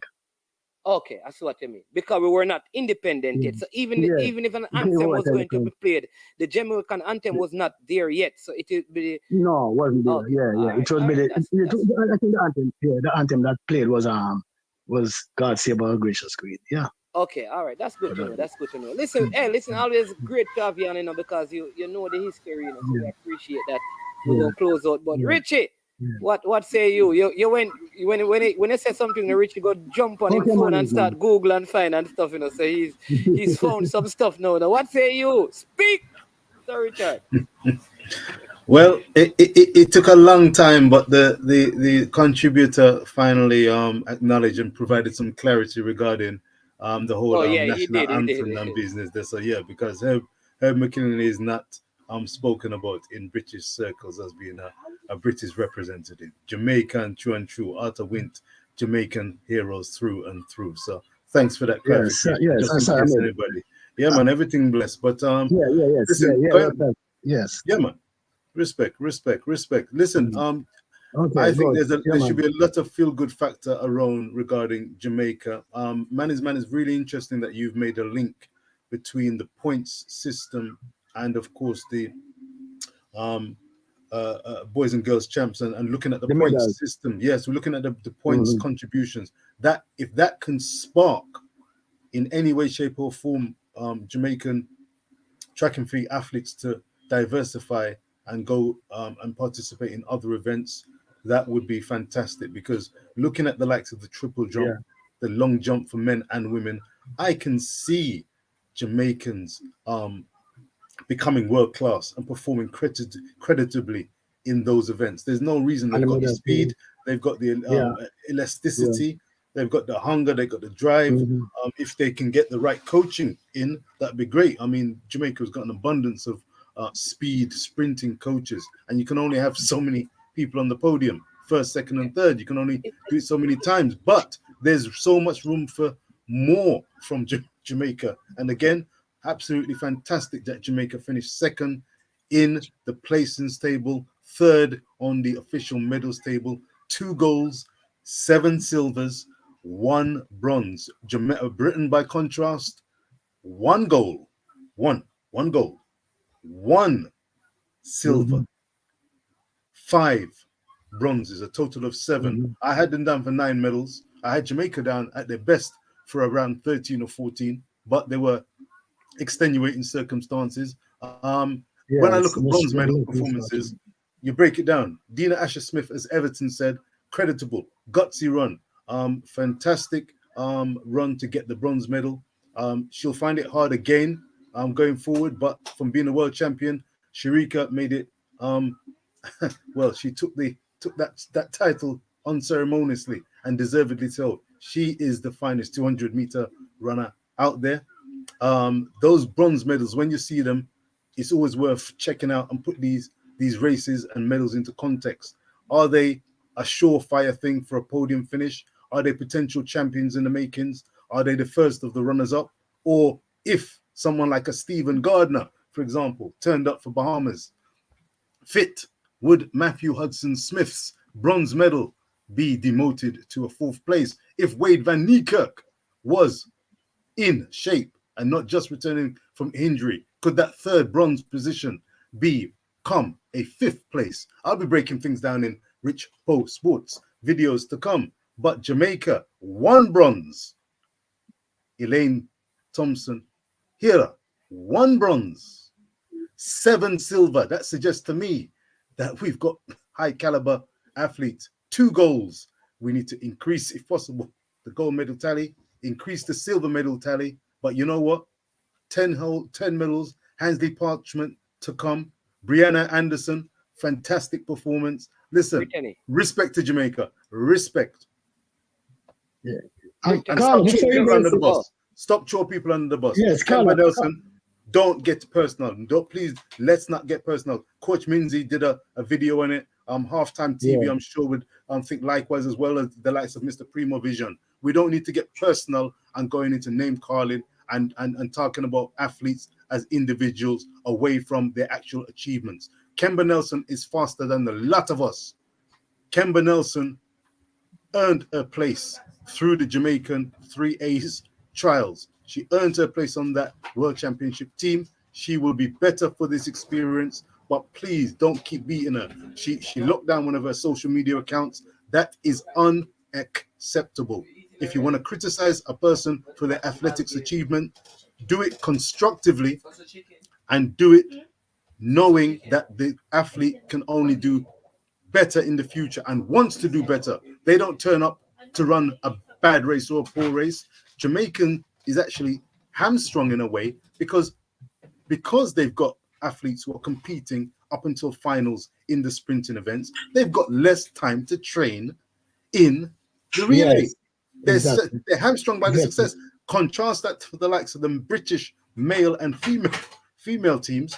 They get knocked out semi-finals. They don't go on to make the finals, so they go straight into camp. They know that they've got time to practice, and they're practicing before the championships because they know that that's one of their best chances to medal. So just remember that and give a little break to Jamaica because they'll get it right. They'll get it right, and they got it really right in this championship. Of course, there was room for improvement, but nobody can fault their efforts. Elaine is a case in point, and Kemba as well. Kemba, enough love, enough respect. Keep on striving for the best that you can be, and full respect to viewers and subscribers. Remember to hit the like, share, and subscribe button. Man is man, full respect. Contributor, full respect. Yeah, man. All right, best of thanks. Thank you. Thanks, Richard. Yeah, go Thank ahead, you. Sir DV, and then we go close. Yeah, man. I saw, sorry, but man is man. If people born in my days, they will know what it is like. We were just dying to see 1 person in the finals. Yeah, man. You know what I mean? Before Lennox Miller, we were stretching. It was just open. And when we see them reach a semifinals, man, it was joy and celebration. Now today we are spoiled. If the person not taking the gold medal, we are disappointed. Wow, what a difference, man. Yeah. All right, Sir DV. Yeah, man. Yeah, man. Thanks. Yeah, man. Thanks every time, man. Yeah, man. Bless it. All right. Yeah. All right. So, people, listen, that is going to be our show. But I have one thing that I want to say. I want to leave you with this. Imagine now that they have cash awards for your position based on points accumulated.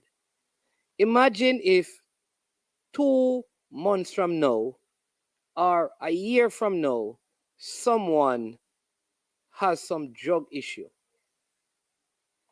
And that changes the amount of points a team earns.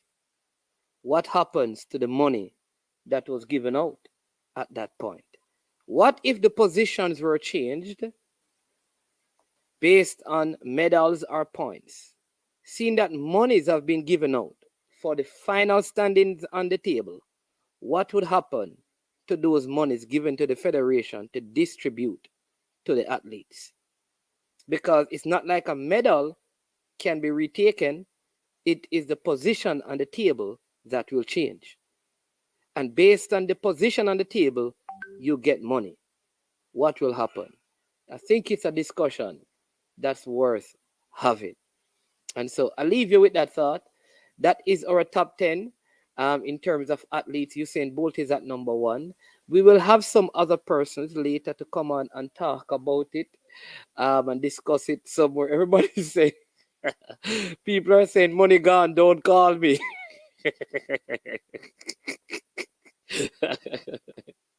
Don't ask me that. I assure sports the money burn up the athlete will just be banned for a lifetime. Jamaica always pointing fingers when we lose. So people, bless up yourself. Listen, songs are coming on. We have a big show and some footballing matters coming up later this evening in our late edition. I am Management. This has been I Am Sure Sports. Want to also thank Cranky for coming on. We had a call from Southie Pioneer came on. Richard and Richie Pooh Sports, go and check him out. Hit up the subscribe over there, like and share on his platform. He has a lot of shorts. I think he needs to get some pants going on over there, but he's doing a lot of shorts right now. So bless up. I'm getting some choices now. I'm finding some choices. Some 5-minute and 10-minute pieces is coming out. Watch the ride. Subscribe, sir. Rich Poe Sports. RICHPO Sports. Yep. Sir. Yep. All right, people. Listen, I am Management. This has been I Am Sure Sports. Once you're signed up, please make sure you hit the like button. Also subscribe and share. As usual, we say I am over and I am OUT.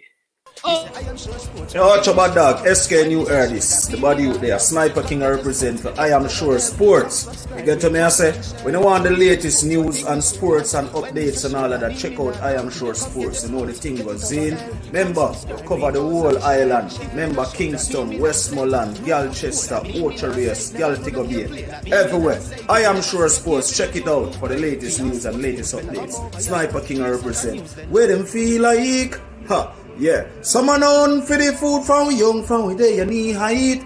I Am Sure Sports. Yeah, dog.